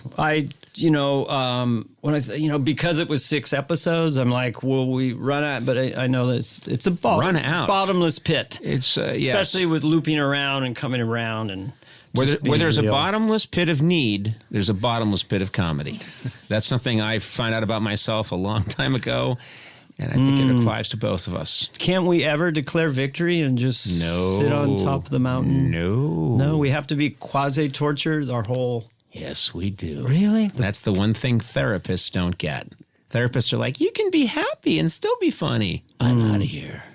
And I'm not paying you anymore. I feel like I have such a reservoir of neuroses and, anger and sadness that needs to be filtered through the comedy that I'd like to be a little happier because it's a massive reservoir. Yeah. I could never run out. Right. So I'd like to get like 30% happier. The good part is the part that I struggle with in life is that I don't blame you. I've never thought to myself, this is really Conan's fault. My problems. That's nice. I've never thought to blame you. I mean, I don't know why you would in the first place. Be a random pick. But I just want to let you know, I have never thought, it's Conan. It's Conan. He's it. Yeah, that's it. He's the one. Yeah, What's your name, mister? What's your name? Conan O'Brien. I don't know who that is. Wait, you're a guy with a podcast. I had a show first, and I still have the show. Whatever. All right, we're going to wrap this up, but let's Thank see. you. Thank you, Conan. Thank you. Sincerely, thank you. And I sincerely really thank fun. you for doing this. This is, if you asked me at any time in the last 20 years of my life, what would you most like to do? I might say, hey, what about a situation where I'm in a room with Dana and we have microphones and I just get to have the time of my life with him? So... God bless Dana Carvey, and let's maybe in the future there's a chance for us to do more. I'm grateful that this platform exists so that people, if they care, they're listening in and seeing us more organically being the way we are. And I think that's really a gift. That's the best part. Yeah. So I like really that, fun. and I like the fact that there's really good sushi about a 5-minute walk from where we're taping this right now. Every time I do comedy with you, there's usually a meal component. Even if I ate a half a ham right before I came. You can't turn down Conan. He gets those sad eyes. We're going to wrap it up there. I was kidding. He was always brilliant. This guy and his ideas. All right, Dana Carvey, I'll see you soon. See you soon. La-di-da. My name is Dana Carvey, and I feel stupefied about being O'Brien's best friend. What the hell happened there? You had an air bubble in your brain. Well, I was thinking best or friend. I can do it again. No, I like that one. Yeah, because I feel stupefied. I just have a cool word. Oh man, I thought of this thing today. I just thought of it a minute ago. Wait, I have something I want to say. Oh, okay. Fee, fi, fo, foodio. Someone's got a podcast studio. Oh, wait, my stupid meter is blowing up right now. I know. It was way into the red and it just blew up. That's right. What do you think of the place we have here? It's the greatest place I've been in a podcast studio. I'm not kidding. Yeah. I'm not. The lighting in here and the dark blue, it's like a spaceship. It's so casual. There's giant windows. It's over in a hidden part of LA, a shitty part of LA, so it probably got it for a song. Got it for a little bit of it. I love shitholes. That's all I'm saying. I love the casualness of a place that needs work. It was abandoned when we found it, and we didn't even buy it. All we did was squat here, and then we got eminent domain. I saw a varmint in the garage. Careful, that guy works for I us. named it Love It. It was a cockroach. It was a squirrel fucked a cockroach. And it looked like Johnny L. Right, thanks, you know. Do you keep up with John Lovitz at all? Oh, yeah. Hello. Jealous. He's kind of John is a happy guy most of the time, unless you start talking about why the Liar movie didn't get made. What do you? 1985. Every other character was made into a movie except the Liar. Why? He will tell. Well, I don't know. You know why? Because it was funny. That was John's great thing when sketches would get cut. They don't like it. Well, really, you know why? Why? Because it's funny. That's why they don't like it. You remember he used to come by the writers, and when I was working there, and he would pitch us on this a catchphrase. He always wanted a new catchphrase. Oh yeah. Do you remember what they were? Oh God, get to know me, right? Get to know me. Like he had a character that would just every 3 seconds say, "Goodbye, everybody, goodbye." Yeah. Do you remember? He invented the Hershey's. You guys talked about this on the Oh shit! last. This is the problem. All right, Goodbye, well, then we can't. everybody. Goodbye. Well, this is the problem. That's is okay. we're gonna Don't go worry down. about it. Listen, right out. I'll Comes right Listen, out. I have We'll edit early it. onset dementia, so this is brand new to me. So your name's Dana Carvey, is it? Dan Garno, last time I checked. My wife and I got lost in a park in Northern California, and we got so silly that we would ask people, excuse me, we have early onset dementia. Do you know where the park is? Well, you're in the park, motherfucker. Doing a little Jack Nicholson here. We are the goddamn. Do you know the movie, The Last Detail? Yes. And I the do. quotes from it? I don't know all the quotes from it. No, I don't. Oh yeah, for your I have listeners, other because things I to love do. it so much. Jack Nicholson is in a bar. He's a Navy Shore Patrol guy. He's bringing Right. Randy Quaid as prisoner, and the bartender's giving him shit. And he goes, "I'm going to call the Shore Patrol." This is the bartender, and Nicholson says, "We are the goddamn Shore Patrol, motherfucker." And then he takes out this giant gun and he says, "This ain't no horse's cock." And nothing's ever better. So, Oh my God. my friend and I, Larry Bubbles Brown, when sometimes we'll drive to gigs, touring, kind of, and we show up, and sometimes they go, "Are you with the show?" And that, "We are the goddamn show, motherfucker." Jack him up against the wall. Listen, squirt. And we'll do that for hours. Jack him up against the wall. And instead of a gun, what do you take out of your pocket? Like It's just like my hand miming it, like I did here. Right. For you listeners, or maybe this will be a clip on YouTube. you never know. I just think in my head, clip, not a clip, not a clip. I'm not at the age where cameras are friendly because it's like, is he young? Is he old? What is You he? look very good. I need to know. I need to look a lot older. You are. Look. You have always been a very youthful-looking fellow, and you are proof that how you feel influences how you look, because you look very young. Thank you, Conan. You do. I met you in 1988. You were quite youthful then. You were actually quite youthful. I got carded by not a mentally ill person who spoke English at age 53.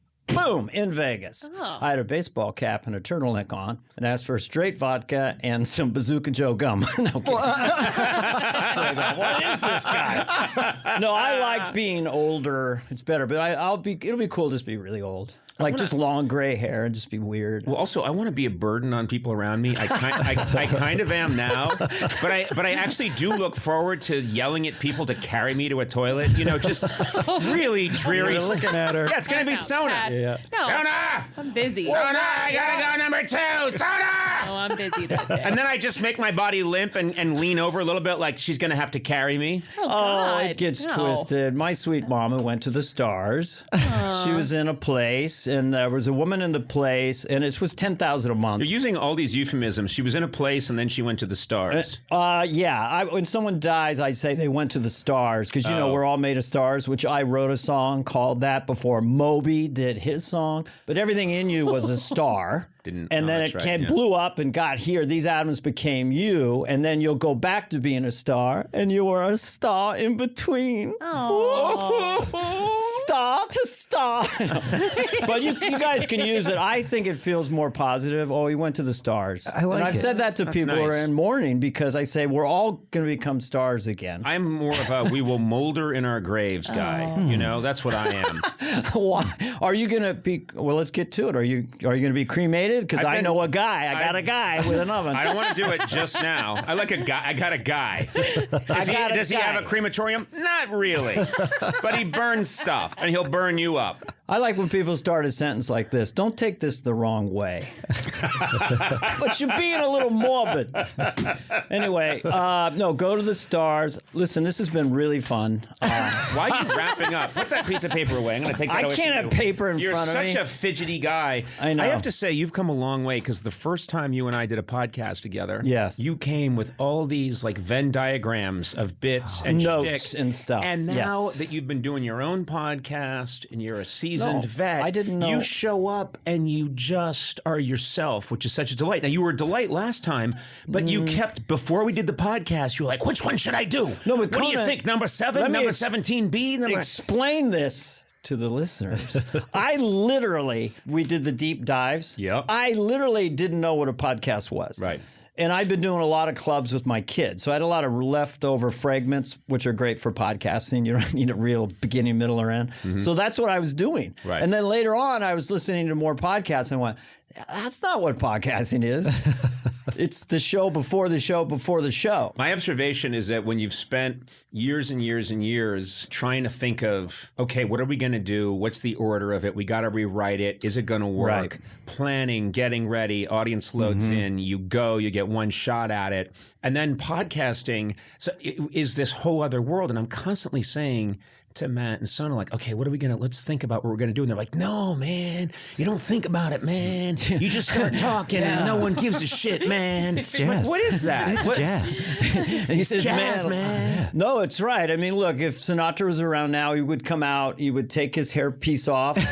This is the real me, kids. Right. And I'm going to talk about how I got a cyst on my ass and, All the magic would be gone. Do you want me to sing? No, we don't want you to sing. We want to know. I mean, would you rather see Neil Young? Am I rambling here? No. So We have a ramble light. It'll go off. And that's okay. It's a podcast. You So can here's ramble. what happened. Yeah, man. Yeah, it's jazz. It's So- the words you don't say. So yeah, so I think it was the Fillmore West or something. This is like in the 90s. I'm backstage, or maybe the 80s. I'm in San Francisco to see Neil Young, and then I hear Dana Carvey come backstage. Oh my God. Dana Carvey, because we'd all interacted with Neil a little bit. So I go back down this long tunnel, and he's in his big motorhome, and he's cooking pasta. And he goes, maybe you could do a few minutes, because this pasta's going to kick in a little bit. It's going to kick in. So I got to do a few minutes. So I had a bit I did in stand-up in 1980, which was, it's hacky, but it was fun. Neil Young sings After the Gold Rush, but it's a hamburger commercial. Oh, I want to hear it. Well, I dreamed I saw the golden arches in the yellow haze of the sun. There were burgers frying, and I ain't lying.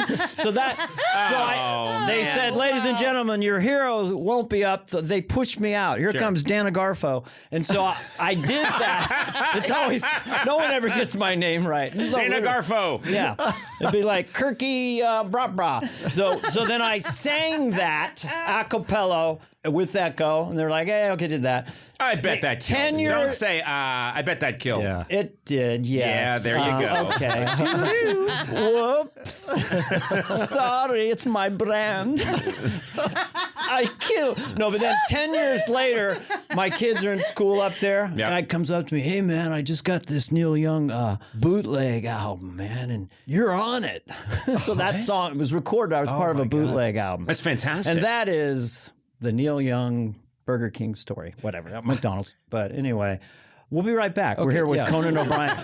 This is always the gag. I know that you love. I know that you love podcasting this as Kevin Nealon, and one of my favorite things. Funniest guy. One of my favorite things Kevin Nealon did on the talk show, and all the writers loved this, is that he and I are talking. He's doing really well. He's killing, and then there was just a little lull. You and Nealon are very self-conscious of a lull, like no. there's a lull. Something has to happen, and so you'll always come up with something, or say like you'll do some shtick because you can't have the silence, so that it just gets quiet just for a fraction of a second. And Nealon went, this is on the TV show, where is our waiter? Kevin has the best, driest throwaways. of anybody, I think. And I'm a dancing puppy. I have to have laughs, and I have to kill, or I think I'll be dismissed. I have to repeat this. There was a It's a disease. There was kind of a private.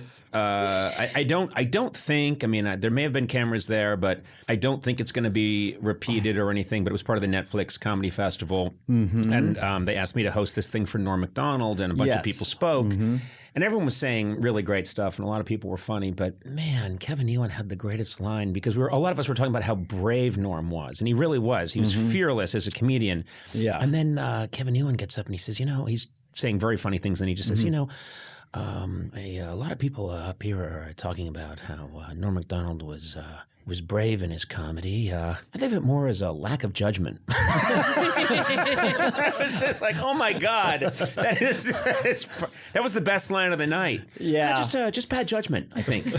Norm had that gear of not caring or wanting, like he would walk rooms. I know Larry Bubbles Brown, a friend of mine from up north.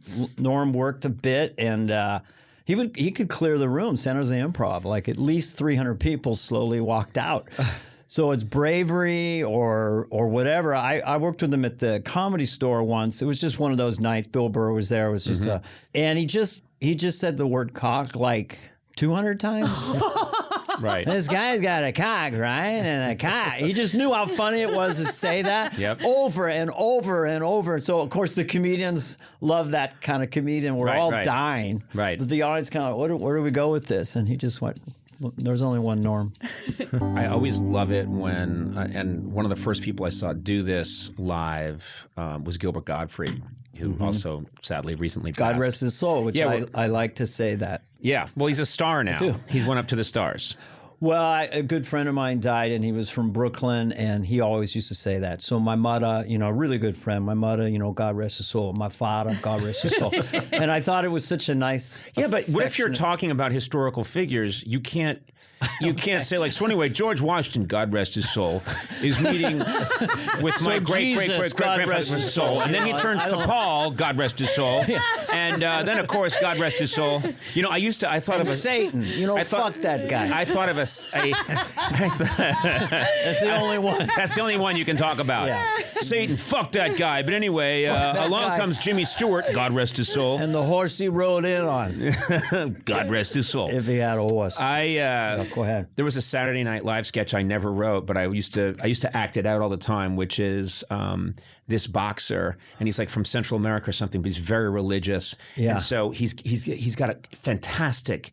He's so fast and he's so strong and he's just an amazing boxer. And they're going over the tape to see why he keeps losing. Mm-hmm. And every time before he throws a right, he has to cross himself. That's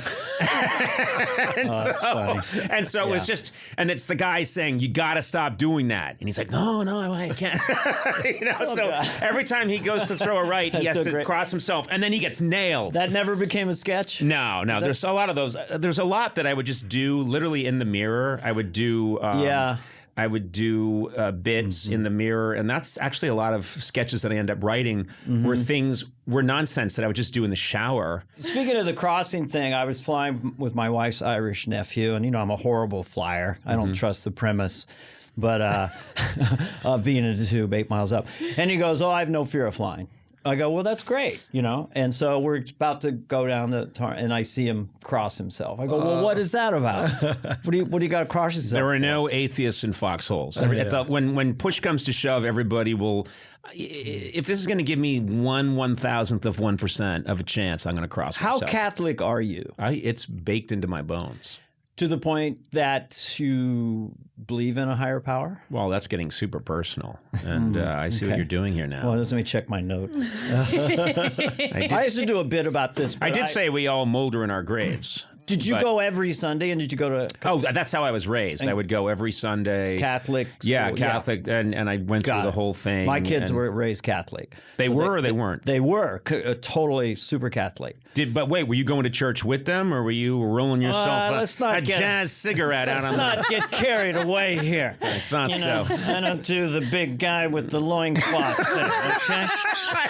So the Savior looks like a surfer with a 12-pack. Is that what it's like? I love it when the you become Dennis Miller. It makes me so happy. It makes me happy. I actually am wittier as Dennis Miller. You know, when I Incredible. was scared of him at SNL. I was frightened of him because he was kind of intimidating. He wasn't super warm and fuzzy, and he was always sort of looking at you out of the corner of your eye, like, "Who's this guy right here?" And what was his nickname for you again? He always has a nickname, Coco or I think it wasn't. No, it was Cone. I think it was like Conesy Wonesy, and he was like, "Oh, Conesy Wonesy," and I would say something innocent like, "Oh, you know," I'd be over the craft service table, and I'm like a 22-year-old pimply kid, and I'd say, "There's extra salmon over there if anyone wants it," and he'd be like, "Well," he'd take it the wrong way. He'd think somehow that's me taking a shot at him, and go like, "Oh, Conesy Wonesy taking a shot at old Denta, huh?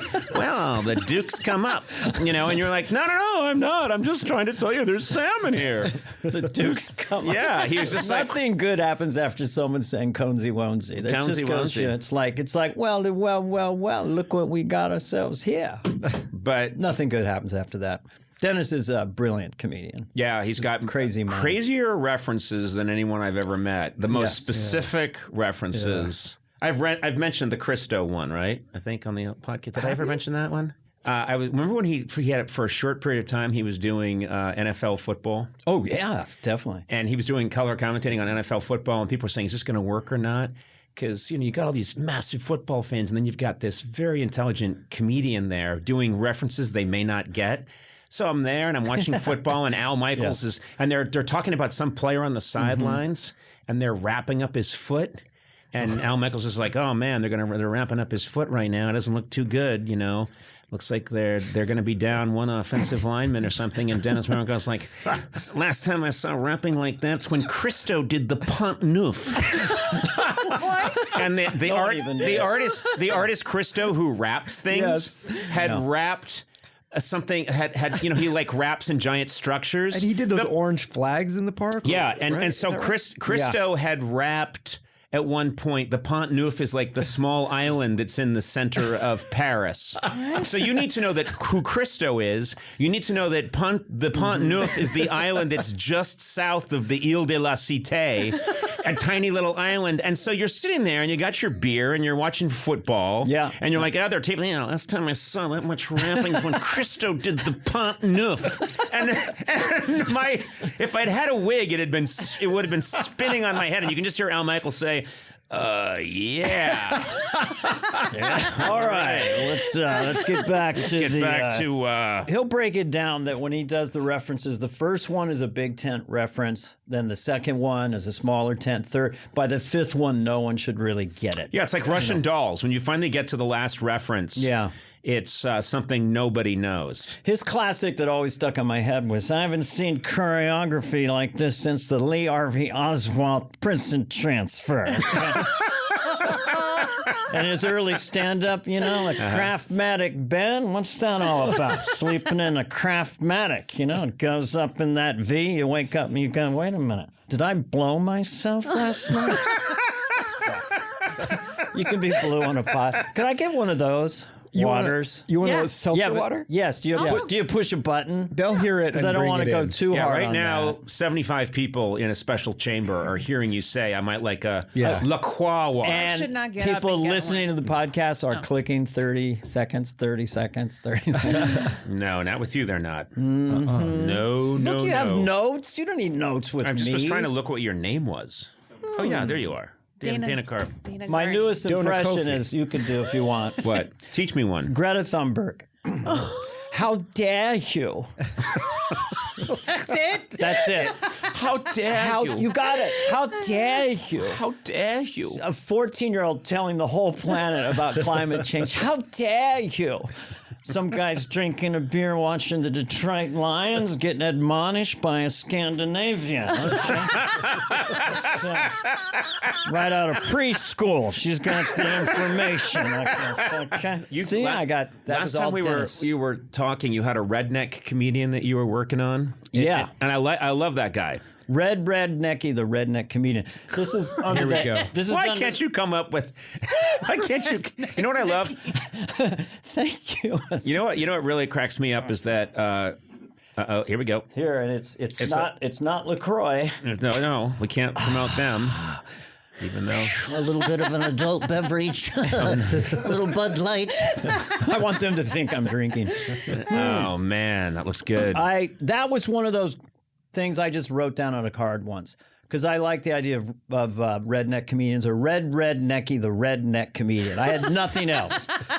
Because I like Southern comics. I think they're brilliant. You know, Foxworthy and those guys. Yeah. So this is like a really bad guy who would like to be part of, the cable guy. Oh, what was his name? What's Larry the Cable Guy? You know what? Yeah, Have you ever seen earlier footage of Larry the Cable Guy? Yeah, his name's Dan, and he's a regular stand-up. Yeah, he's like he was a senior partner at a law firm or something.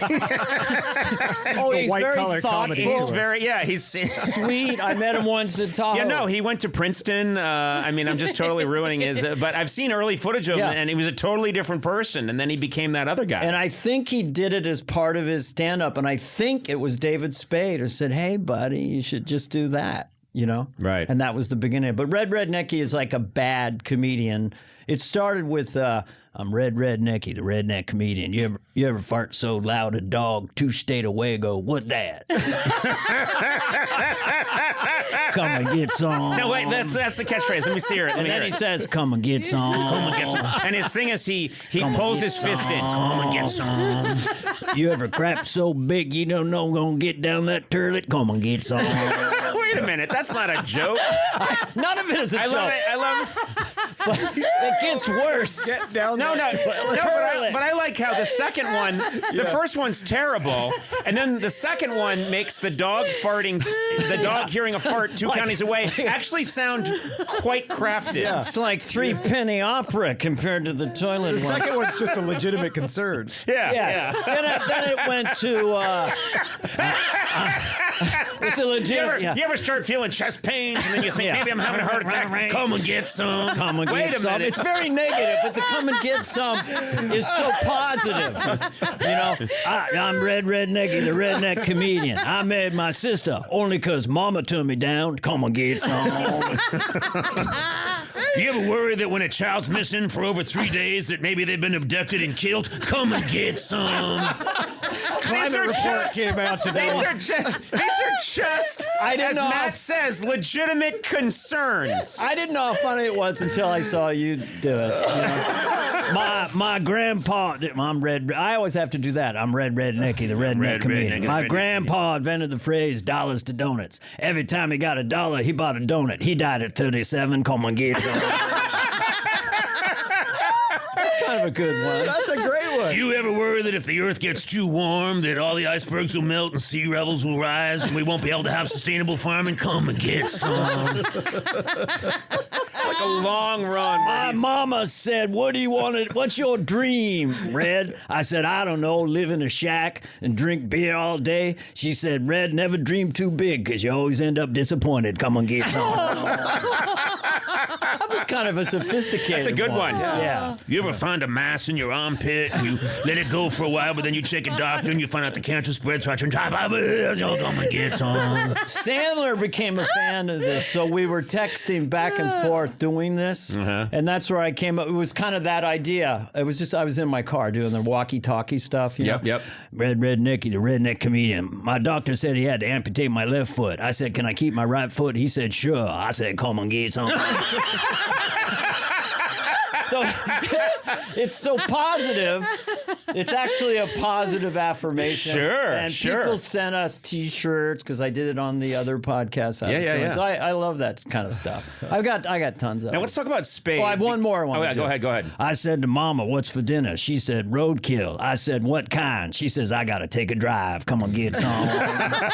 That's actually clever. You kind of veered into almost a joke there, which kind of ruined it for me. You know, it's like my only favorite, and that's what she says, are ones that don't make any sense. Right. Yeah. No, I like that. I'm gonna do Those are more of my favorites. Are and I would do this at rehearsal for years intentionally. I would just try and think of the problem with that's what she said is that it usually works. You know what I mean? It usually kind of makes sense. Right. But you have to really work hard for someone to say, like, well, the secret of a plasma screen TV is it uses ion gas, and that's really how it actually gets a clearer picture. That's what she said. And I would do that sometimes, and I could see sometimes, most people would be like, that doesn't make any sense. But occasionally I'd see people who be like, yeah, nailed it. And I'm being like, somehow they're doing the math to connect that to that's what she said. What is the classic that's what she said? Is it just like, this is so hard. That's you're being you're being really hard on me. Yeah. You're being so hard on me, and now we're having vaginal intercourse. Oh God! Yeah, Come that's what on, she said. Don't Wait, say isn't that- intercourse. I know, but you. Oh, I like ones that are also way too specific. You're a very unsatisfying lover as a male. That's what she said. Here's one of my very early stand-up, really hacky. Why does the ears, nose, and throat guy have such a specialty? Are there other doctors like that? Yeah, I do balls, toes, and ass. Come and get some. Come and get some. And that's what she said. Let me talk to you about David Spade, because you guys started. Hey, buddy. You guys started a podcast, Fly on the Wall. Fly on the Wall, where you talk about SNL, and I know Someone here was a guest. That's right. I was a guest. And one of our very favorites. Very favorites, and I had a blast talking to you guys. But fantastic concept for a show. You're the best people to do it. And I'm just curious, you're really getting to know Spade. I know you've known Spade for a long time, as have I. What a character. What an unusual fellow. This is your chance to talk about Spade without him being in the room. Spade. Yeah. Well, I met him when he was like 21. I was living with Nealon in Beechwood Canyon. I had not gotten on SNL. And then I met him then. He was like the surfer dude from Arizona, had a skateboard. Hey, buddy. Always smart and funny. Then now, to get to know him now, it's interesting. He's kind of ultimately, he's like a gentle person underneath. Yes. You know, there's no really anger about him. You know, I think he's had a good life. I mean, I think he's done. Yeah. He's one of those people who think, if I'm not wrong, has done many of the things he wanted to do. Do you know what I mean? I don't think there's a lot of repression there. He's Fred Wolf, who knows him very well, to your point, said, he loves his life. He has a beautiful mansion. It's got an elevator in it, and there's a little protein bar in the elevator because he has hypoglycemia. So in case the elevator got stuck, he would have something to eat. What? He keeps a protein bar? They're How everywhere. high is the mansion? Is it? I mean, you're making it sound like, well, it's a 9-minute ride up to the top. Driveway was so long, I had to stop at a Shell station along the way. Okay, it took like 40 minutes to get to the main Carter's. Now he's got quite a house. It's, I would get scared. I rented a mansion once in Malibu, and it terrified me. I didn't like coming out and seeing 100-foot long hallway. I just thought something is out there trying to kill me. Right. Don't you like? I mean, There's like a suit of armor in the hallway. You don't. You're not that kind of guy. I don't really want or need anything. I'm just completely. What are you, Johnny Appleseed? That's what she said. Now, can we connect Johnny Appleseed?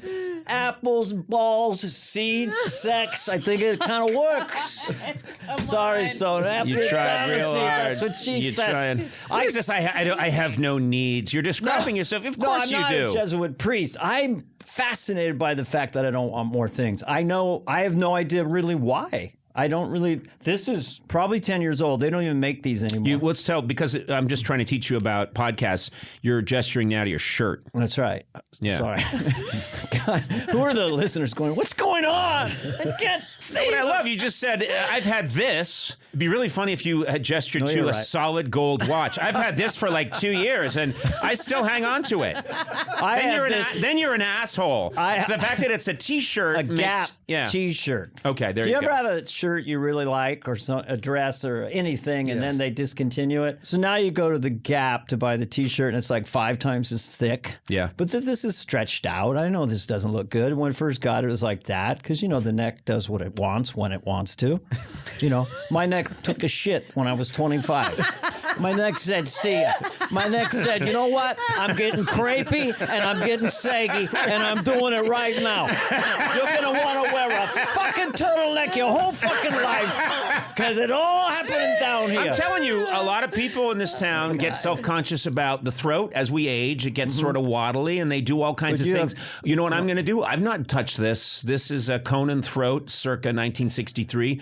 I'm just going to start wearing giant Doctor Who scarves, just long, really long, wrap around. That's what. And I'll wear them at like 110-degree temperature. A lot of women do that. By the way, full circle to David Spade. Spade has a short neck and a strong chin, so there's nothing going on down there. I have a neck that's so long and so thin that when HBO took pictures of me for a special, and Gervitz called me and goes, "Why are they doctoring your picture? They're making your neck look like you're a fucking giraffe." I go, "I don't think it's doctored. I think that's how long my neck is." Mark Gervitz, and again, I'm going to explain to people out Mark there. Gervitz, my manager. Your manager, who manages a lot of people. I've known Gervitz forever. Yes, he's a real character. He's an absurd character. I love him. But He's Mr. Show Business. he is Mr. Show Business, and So anyway, yeah, I just don't like that. Hey, yeah, he's turning into the pit bull. They're calling him the pit bull, which they used to call Bobby Slayton the pit bull. the pit bull of comedy. Yeah, now Kirby's the pit bull of managers. Bobby Slayton on the old late night show. He was this comedian who was. I guess, was he from, am I going to say he's from Boston? Was he from San Francisco? Oh, wait. So why am I thinking? But he had this. Oh, it's very East Coast. He's from New York. Yeah, he's from New York. That's what I'm saying. And so I think of San Francisco comics like yourself as being people that the audiences there are very nurturing, and so you can develop really silly comedy. Yeah. And then there are these comedians that come from parts of Boston or New York where it's like they really had to do their stand-up at like the bottom of the East River, right, and amuse an oily eel, or they would die, they would die. Oh yeah. So sometimes these comics would come on my late night show, and I'd be saying, "Well, this is in the early days, in the early '90s," and I'd be saying, "Oh yeah, our next guest is Bobby Slayton or someone like that," and they would come rushing out, and they would basically just anger, and it was all like, "Who the fuck do you think you are?" And start yelling at my crowd, and I could see our crowd just starting to cry practically. Why is this man yelling at us? Did I do angry East Coast comics? No, I don't think so. It's New York or Boston. Angry. This guy, I like the premise of a guy whose his idea is predicated on being angry and disappointed, who becomes incredibly successful, but still has to conjure up anger. You know what drives me fucking nuts? Fucking meter maids, driving a fucking golf cart around, pay my ticket, drives me nuts. How you doing? I got property. I got some condos in Santa Monica. I got a castle in Switzerland. What's your net worth? About $150 million. But you know what drives me out of my fucking mind? Convertibles. Put a fucking roof on the car. You're driving around with no fucking roof. Who you think you are? You know what drives me nuts? What's that? Cyclone fences. What? Get a fucking fence. What do you got? Holes in the thing? So you're saying you're worth about $150 million? I got about $150 million large. I just bought an apartment building on the west side. It's looking pretty good. Would you say most of your dreams in life have come true? Yeah, I own a lot of property. I'm pretty much set. Wow, I got a G5. I fly in that. I go sounds to Europe. Incredible. And you're happily married, and you got kids, and everyone's healthy. Everything's good. So what's bugging you these days? What's driving me nuts? You know what drives me out of my fucking mind, What's that? ladies and gentlemen? Tables. You can't hold a beverage. You gotta put a fucking beverage on a fucking table. Hold your fucking drink. Drives me out of my mind. Now I gotta go get my suit fit, and I'm buying a $10,000 suit. But you know what drives me out of my fucking skull? What's that? Cotton candy. Is it a food product? Is it air? What the fuck? I love that the more stuff that happens great for this guy. Do you know what I mean? Hey, guess what? You just, through some weird codicil in an old manuscript, you now own most of Maui. We just realized, and so it's been ceded to you. It's now you now own all of Maui, and you get to own it, and you can sell it if you want. You're now the richest man in the world. I got an island, but you know what drives me out of my mind? What's that? Curly fries. Fucking have a straight fly. What am I gonna do with a fucking what do you do with a curly fry? Give me a regular fucking fry. Drives me nuts. I'm buying a yacht. This is unprecedented. I just got word, and no human has ever been told this in the history of civilization, but I've just been told that there has been direct communication with God, and you are going to heaven, and you will enjoy heaven in the entire afterlife for all eternity. All of your dreams and wishes will come true and you'll see all your loved one. It's been verified. You're going to heaven no matter what you do. You know what drives me out of my fucking mind? Yeah, Spatulas. You can scrape it with a spoon or a regular knife. A spatula is nothing. It's a big old fucking knife. We call it a fucking... Drives me out of my fucking mind. Now, great. if you pardon me. That's great. I always feel, in a weird way... I'm swearing a lot on No, this no, no. podcast. That's okay. Don't worry about it. What is this, for Nick at Night? Take it easy. That's very No, Dennis. you know what? Nick at No, Night. but you know what? It is funny because the person it makes me think about sometimes it's almost touching a little on Seinfeld unintentionally. But you know the way everything has gone right for him in every way possible. Jerry is very wealthy. But he's very wealthy and beloved, and everything always Yeah. goes his way. But he still has to go like, I got a problem. You're like, you really don't. You really don't have that's a problem. true. You know what I More mean? benign than this character, but yeah. he's Yeah. still Oh, like- yeah. No, he's not mad, but Yeah. it's just he's still got to come up with People stuff. are annoying. Jerry, is there anything wrong? Do you have any problems? No. Is anything sad? Yeah, but he and Leno. Oh, sorry. That's Whoops. okay. Well, come on. What are you talking about?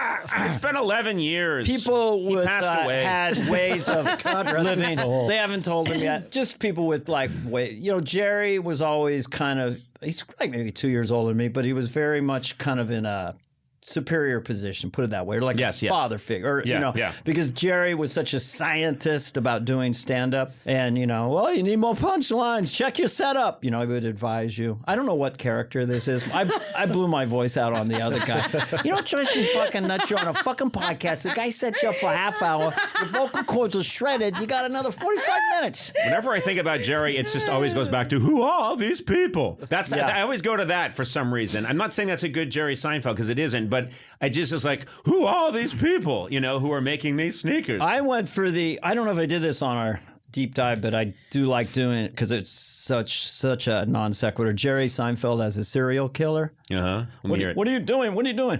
I'm going to take out your pancreas and cut around here. Then we're going to go right in there. You know that other rhythm he does? Yeah. Like, I think I'm the guy to be president. I think I can cut out this. We'll take your kidneys, go like that. So. That's that other rhythm, because it's like, who are these people is up here. And then it's the guy who goes down here. I think I can do that. So that's the one layer that I think Jimmy Fallon should do, because he does an incredible. Yeah, he does a great one. So anyway, you've been great. I've also recorded this. Conan O'Brien has been my guest today. Oh, that's right. You should have just recorded this for your podcast. It would count. I should have pressed But record. here's my question. You guys, you and David, because we end up talking a lot on this show about SNL, because I talk to people who are on the show. And Howard Stern does. It's and everyone it's a fun does thing to it, yeah. do. But you guys have this great perspective on that show, and you talk to all kinds of people who've hosted it over the years. Yeah. And I know you talked to Tom Hanks, who's hosted it like 75 times. And SNL. Hanks, yeah. And he seemed to have like an almost eerily incredible memory about everything. Yes. Like, you talk to a lot of people and they can't remember. I can't remember sketches I wrote, and people will tell me, you wrote that sketch, and I'll think, I guess I did. It's been a long time. He remembers everything he ever did on SNL. Spade did a sketch with him when he hosted, and it got cut, and it had a song, and Hanks remembered everything and the song. And then Hanks is quoting Chris Rock's Nat-X bits. Oh, Nat-X, I remember that. Yeah, I mean, he's an unbelievably enthusiastic person. He was just jumping all over the place. I really got, when you do an interview with someone, maybe on Zoom as well, you get to know them in it's very intimate in a way, because it's almost like you're staring at them the whole time. Right. This is so much more kind of casual. But I remember my memory of Tom Hanks hosting the years that I was there was that he would come in and he was like a kid in a candy shop. Yeah. He was delighted, and he would stay up late at night and wander around and talk to all the writers and get very enthusiastic and pitch ideas. And, it's really amazing because he has retained that level of enthusiasm through an unprecedented amount of success. He is the closest thing we have to a Jimmy Stewart today, a William Holden. I mean, just like he is the movie star in America, in my opinion. And Jimmy Stewart. And he's and yet he still has. I think if he went and hosted SNL today, he'd be that enthusiastic and giddy. Oh, he went crazy. I just asked him, 60s kids stuff. Super Ball or Slinky. Oh, and he goes, well, Super Ball, you lose it in a second because it would fly. It was a ball that would just go. Slinky, just all tied up. And he's just jumping up and down. He's going crazy. I asked him about movies he liked as a kid. I said, what about Jason the Argonauts? And he literally, hey, Jason the Argonauts! Ah! I mean, it's just like... That's so funny because a similar guy is Jeff Goldblum. He brought up that exact film. We were just talking to Jeff Yeah. Goldblum, and he was describing his childhood in Pittsburgh in the 60s.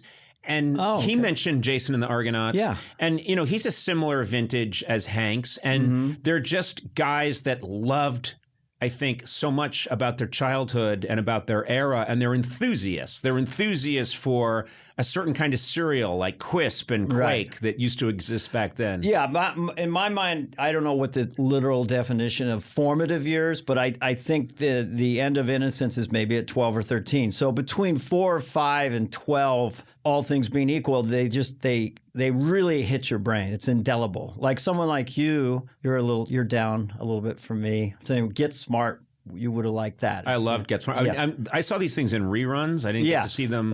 Me too. So I'm really a 70s kid, and these shows are canceled, but they're showing them on reruns. And reruns we had one, as you know, 0.5% of the amount of entertainment that exists today on a daily basis. Yeah. There's just 3 networks and they're making some shows, and every now and then there's a decent one. But they would show reruns of shows like Get Smart, which is still, I think, one of the funniest television shows of all time. And Mel Brooks is a driving force behind it. And it was a takeoff on sort of the James Bond phenomenon. That show was so well done, so fantastic, that years later, I got to meet Don Adams, who was the star. He played Agent Maxwell Smart. Don Adams, yeah. And I got to meet him, and my mind melted. My mind completely melted that I had a chance. Because as I've said before many times here, when I get to meet somebody that was on my television screen when I was a little boy, nothing's bigger than that. No, it's completely surreal. Who was the person that would you say? I mean, you mentioned Jonathan Winters, but as you were going along, you must have. I know you met some huge movie stars who've been. Well, I met Kirk Douglas and Burt Lancaster, right? And their last movie that they did together, and right before I got SNL, I got cast in that movie, right? So for me, those were like. I don't know. For kids today, would it be Brad Pitt and somebody? I don't know. Just incredibly huge. I don't want to make stars. you feel uncomfortable, but I was that age when you were on Saturday Night Live, and you were a god to me, and I used to repeat everything you did to my family. Really? Yeah, and you were. Do you want to hang out? Or? Yes. Yes. But Dana, you know that, right? You get that all the time. I want you to be uncomfortable, but you should. No, you should, as you know that. Very happy. Oh, it's true. You know that I'm an advocate for therapy, and I think a good therapy. Yes. I think a good therapy for you is because I know you're the type of personality, I'm somewhat familiar with it, who wants to push away good things because we have that weird Irish distrust. Let's not let that settle. This guy's going to fall in. Yeah, exactly. If I take in a good feeling, it will mean that it's immediately followed by absolute horror and shame. But you should take that. You need to take that in, that you are that person. I to will so many people. say that still is the greatest rush because I don't think you stopped being motivated by fame and money a long time ago. I mean, right? It's always about talking about? No. landing the joke or doing well, right? That's just the driving force. Always. It's a compulsion. But that's all it is. To me, it's total. Put me in any other period in history, and I'm immediately beheaded. I'm immediately beheaded. The Cary Grant episode, the last one, right? Just if the handsome movie star, if he was born in 1820 in Prussia. Yeah. I can't believe it. I'm so good looking, and I have an incredible voice, but I'm a peasant in Prussia. If only there was a way to make my face bigger so people could see me all over the world. And all I got to do is stand there and be handsome and talk really weird. And I'd make tons of money. Get back to work, Comrade Grant. There is no such thing. I don't even know what you are talking about. Now rake the fucking corn. Sorry. No, but I've thought about the exact same thing many times, which is me in a field in Ireland 150 years ago doing the string dance and going, going, check this out, everybody. It looks like I have invisible strings on my... You fucking get back to work! Move the fucking stones! Oh yeah, I used to do a bit about what would a ventriloquist in Vegas now makes like $40 million a year. What if it was like the year 1200 in London or something? Well, what can you do for the king? You have any skills of the masonry, or can you till the field? Or well, I can talk without moving me lips. Talk without moving it. What kind of sorcery is this? Of course, you have to move your lips to create the sound for the larynx to create words. Show us this magic. So anyway, that's fantastic. I can talk without moving my lips. I mean, think about all the stuff you've done, and it's just these little pieces that float out there. And now, this is the other thing I'm grateful for. We live in a world where people used to have a whole body of work that could last 30 years in television, but if it was on Kinescope. And then later on it was on tapes. A lot of them were thrown away, and it doesn't exist anymore. And so the idea that this stuff is everywhere. I just love when stuff is online and it might tickle somebody anywhere in the world. They might find it at any point. That makes me happy. I think comedy, and I would say music is similar. It's just if someone does something funny just once, if I see him on a TV or a film, something that really hits me, then I'm kind of like a fan. I don't even need more. Just one bit, one sketch, anything. And then if I get more, it's great. But I think people sharing catchphrases and rhythms and stuff, because that kind of was my stock and trade, or still is in a way. Because now hopefully be like, you know what drives me nuts? It doesn't matter what it is. I think it's cathartic, and it's a way to communicate. My peer group in high school and college were all people with similar senses of humor, and it was we are the knights who say neat. It was Monty Python. Right, exactly. Can I tell you something? Share something about that? Please this is do. Very embarrassing. I was in a play in high school, and I had a monologue, and I threw in Dana Carvey doing George Bush in this monologue that had it was set in Naples, Italy. And it brought the house down. And I got applause just for stealing your bit. And that's how big a fan I was. That was a good bit to do. But you didn't steal it. It was an homage. It was an homage, but in no context for this to be in there in a million years. These were Italian. Do you remember what you said? Did you go, not gonna do it? I did the not gonna do it. And put the hands together. And the audience just went crazy because, let's be honest, they were there to see a high school play, and it probably wasn't doing it for him. And then they see a little bit of Dana Carvey, and the world just it was joyous. Well, look what happened. I mean, the President Bush at that time would say, not gonna do it, and wouldn't be prudent at this juncture. And then 4 years later, it's like, not gonna do it. It was extenuated into madness. Which is what I love. That's the school of impression that I think that you exemplify. And then when we were doing Clutch Cargoes on my show, I love those. In the 90s, and Robert would be the lips. The whole idea was not to do an accurate impression. Yeah. And we're always tipped a cap to you, which is these are Dana Carvey impressions. So I've heard Bill Hader does a very accurate Arnold Schwarzenegger, and ours was not accurate at all. And it was like, and that made me really laugh. And the fact that it was a cartoon, Clutch Cargo was a cartoon, but all of that, I learned from you, stole from you. It was just, it's much more fun when you look at a human being and then you treat them like silly putty and stretch them way out. So when I was at SNL, I watched, George H.W. Bush just said, well, we're not going to do it, and that was it. And I saw you, the years that I was there with you kept stretching it. And that's like, totally. You can't start there. No. But you kept taking people with you. And to me, it was almost like someone who is working on your ligaments to slowly stretch them over a 5-year period. You got people to the point where that's what they thought George Bush Sr. was, because you took them on that ride. And those rhythms just made me laugh as I was doing them. I think I would have got bored if I hadn't. But when you do the cold open in SNL, it's a lockdown shot. So that's the only time you could ostensibly improvise because they had the camera blocking. You could just go off. So I knew when I did the hands, not gonna do it or coming at you.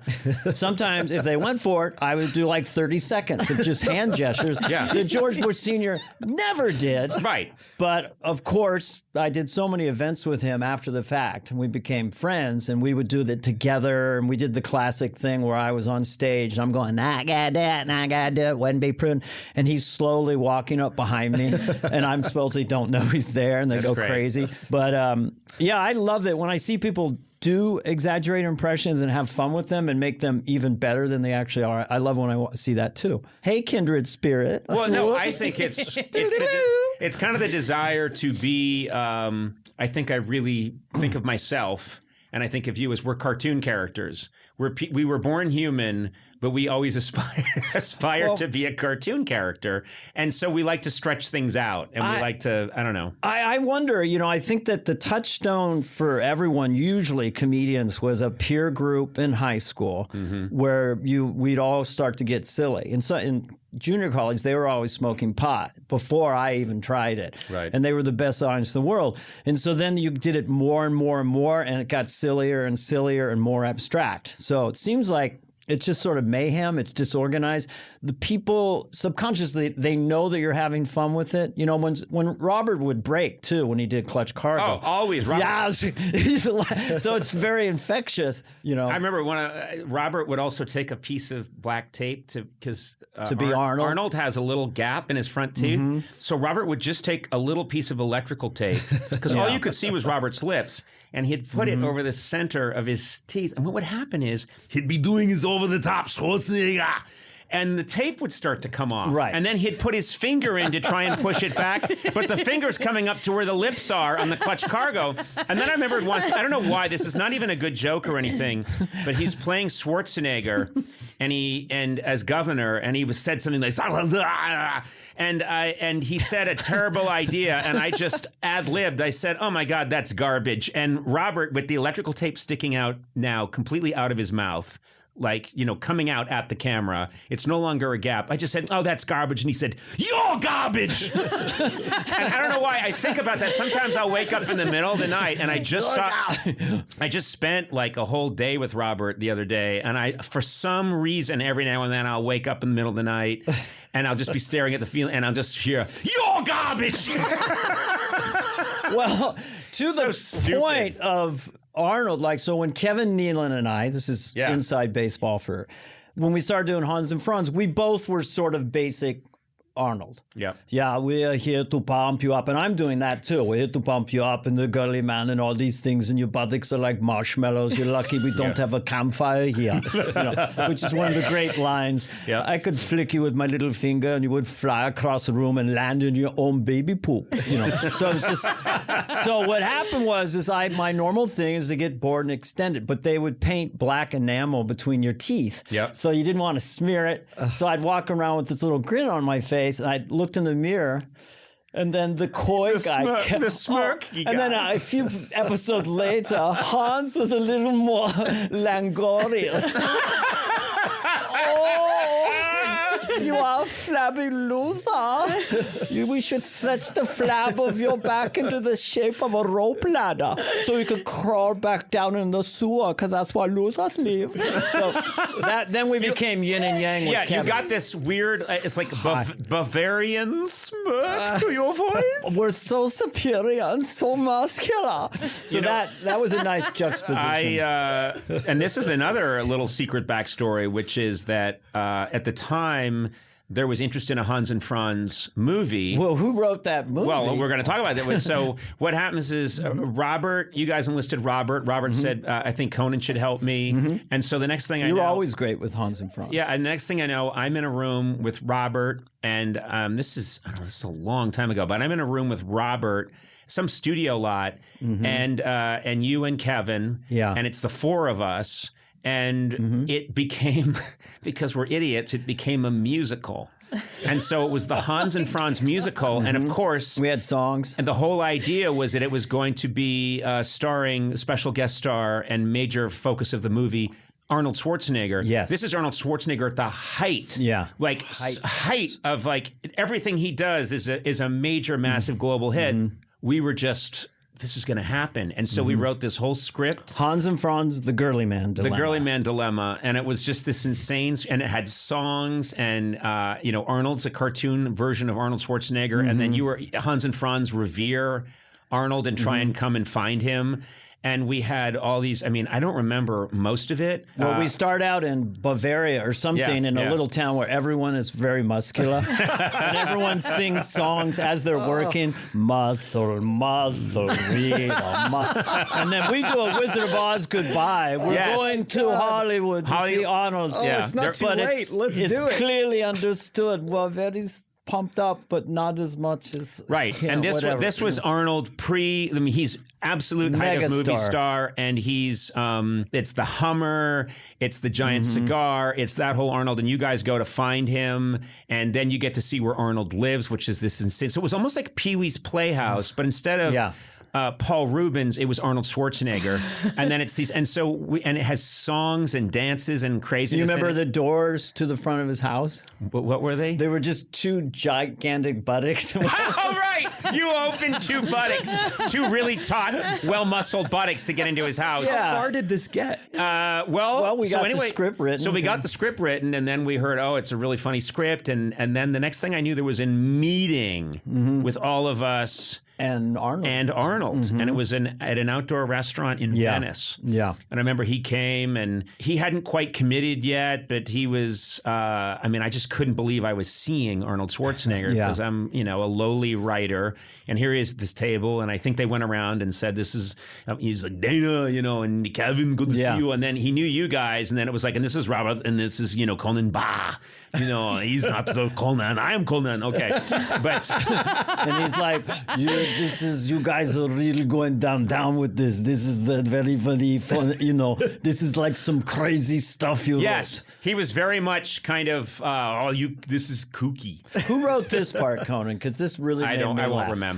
Arnold has a war room in his basement. Remember, he's a huge movie star, so he's got a big board with all the studios like Monopoly. There's Warner Brothers, there's Paramount. He has a little thing. Sony. He's pushing. Bruce Willis is going to Paramount to shoot an action picture. We'll counter with a sort of kindergarten cop over at Warner's. He was just pushing his movie star war room.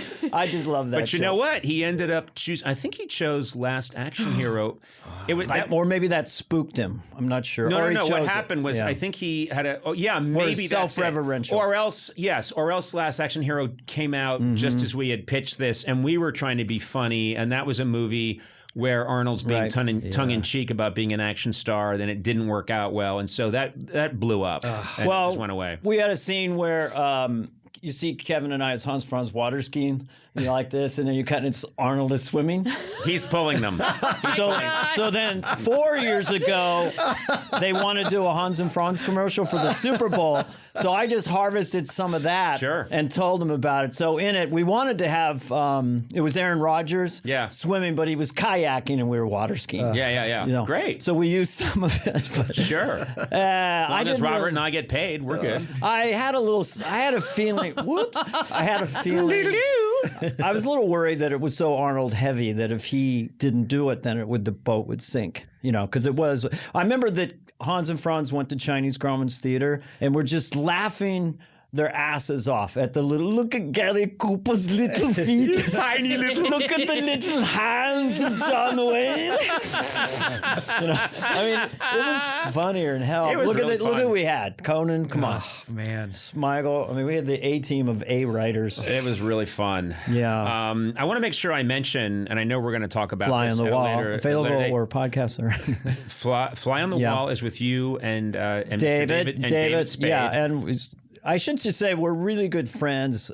I would go 10 years of not talking to David, but when I moved back to L.A., we all started going to Coy. David's a man about town. I'm not, but I can walk there.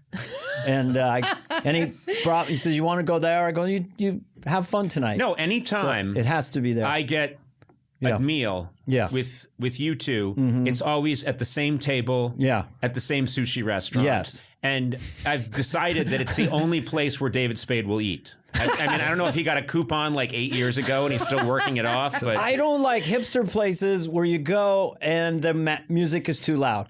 So anyway, what are you? How's the podcast going? So this place is really dark, really quiet, and when we go, really empty. Yeah. And that's what I like because Conan and I, we would go there all the time. Yeah. Have these boozy 4-hour dinners. Connie would hook up the Uber, in the back, and we would just it'd just be so cool. Oh, but you know what's fun is you would do my show as a guest, and when the show is over, you'd get in the car with me and I'd drive because it would be on the Warner Brothers lot. Yeah. We'd finish the Conan show or whatever. We'd get in my car. I'd drive you there. Spade would show up. And then once, I think we were there and Lovitz showed up. Yes. And while we were there, I think he was having a luxury car delivered.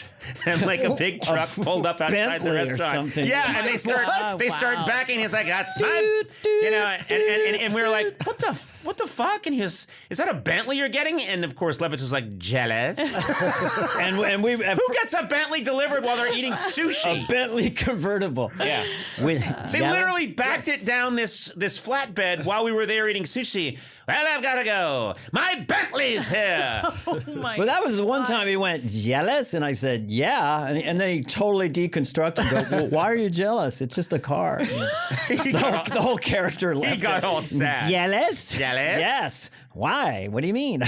Is there anything you needed to get to in your The one thing I wanted to thing I wanted to mention is we're going to do another segment on this and look out for that. But you have done something for Team Coco, our evil company that I absolutely love that you developed with your sons. The Weird Place. Yep. I absolutely love this podcast. It's a great idea. It comes from a love of Twilight Zone, and one of their childhood friends is also part of our team. And he was introduced to the Twilight Zone at our house in the neighborhood up in Marin County because I had all the VHS, So love of Twilight Zone. We realize you can't bring it back without Rod. So that's why we realize it's great for a scripted podcast. Rod Serling. So I do Rod Serling. And he's hosting a show. We don't call him Serling legally, but he's Rod, and he hosts the show. And it's an anthology Twilight Zone series with more of a comedic bent. But it's perfect for you because you get to you have such a great, crazy animated mind, and you can do all the voices, and you can create these worlds. And all you need is this narrator telling you, imagine a world. And then you describe what's happening. And it's basically, to me, it's like what a great improv director says.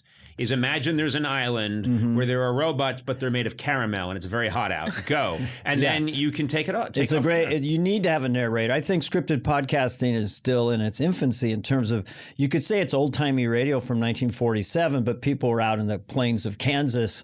There's nothing in it for 100 miles. The shadow knows, and they're all just hanging around. Sure. But nowadays, if people get confused in a podcast, they're not sure where they are, they just drop out. So you have to be relentless. We learned this. It took us a while to kind of go, how do we make this what I like to call crunchy? So every single moment is essential. But for me, just creating characters and doing voices and doing these weird rhythms is that's just total joy. I mean, I'm just loving it. I mean, and also being able to do pathos, which I wouldn't have the guts to do as a stand-up. But there's scenes in there that just touch that edge. Sure. And also, it's not cynical, it's not sexual, it's not violent. It's retro. And because somebody has a deal with HBO Max that owns the Warner Brothers library, we get to use all this great old music that's very Twilight Zone-y and very symphonic and beautifully lush like Bernard Herrmann and stuff. And the young people are liking it as much as the older people. I'm gesturing like with an A-OK sign as if I did a movie once, it was horrible. Sometimes movies are so bad, I watch them and I go, God, this is so bad, I could be in it. It wasn't my fault. But this guy would look at the monitor and he would like conduct the monitor like as if he was an orchestra guy and cut. And it was just crap. Anyway, long story. Anyway, we're going to take a quick break. You are it's not a break. This is over. You are a terrific friend, and I second what Matt Gorley said, which is when I showed up at SNL, you were one of the first people to come in and say hi to me. You could not have. You were just a massive star. You could not have been nicer. You've always been that guy, and I love you. I love you, and I'm just really happy that you're here. I'm happy that you're here, and you're just killing it. You're still being so funny all the time. I love that I have a podcast studio I can go visit so close by. Just call ahead. Call ahead. Yeah, I don't love you that much. She's just, you find that, Sandler's always been very sentimental like that, even when you're young. But Carvey, I love her. I love her, Carvey. Like, I'm not ready for that yet. I'm a Lutheran. I'm my third. But now it's like, I love you. I love you. Yeah. We're all getting sentimental. Yeah, it's an organic thing. But it's a nice thing to say, God rest his soul. They go to the stars. They go to the stars. Go full circle positive. Full circle and out. Thank you, Dana. Thank you.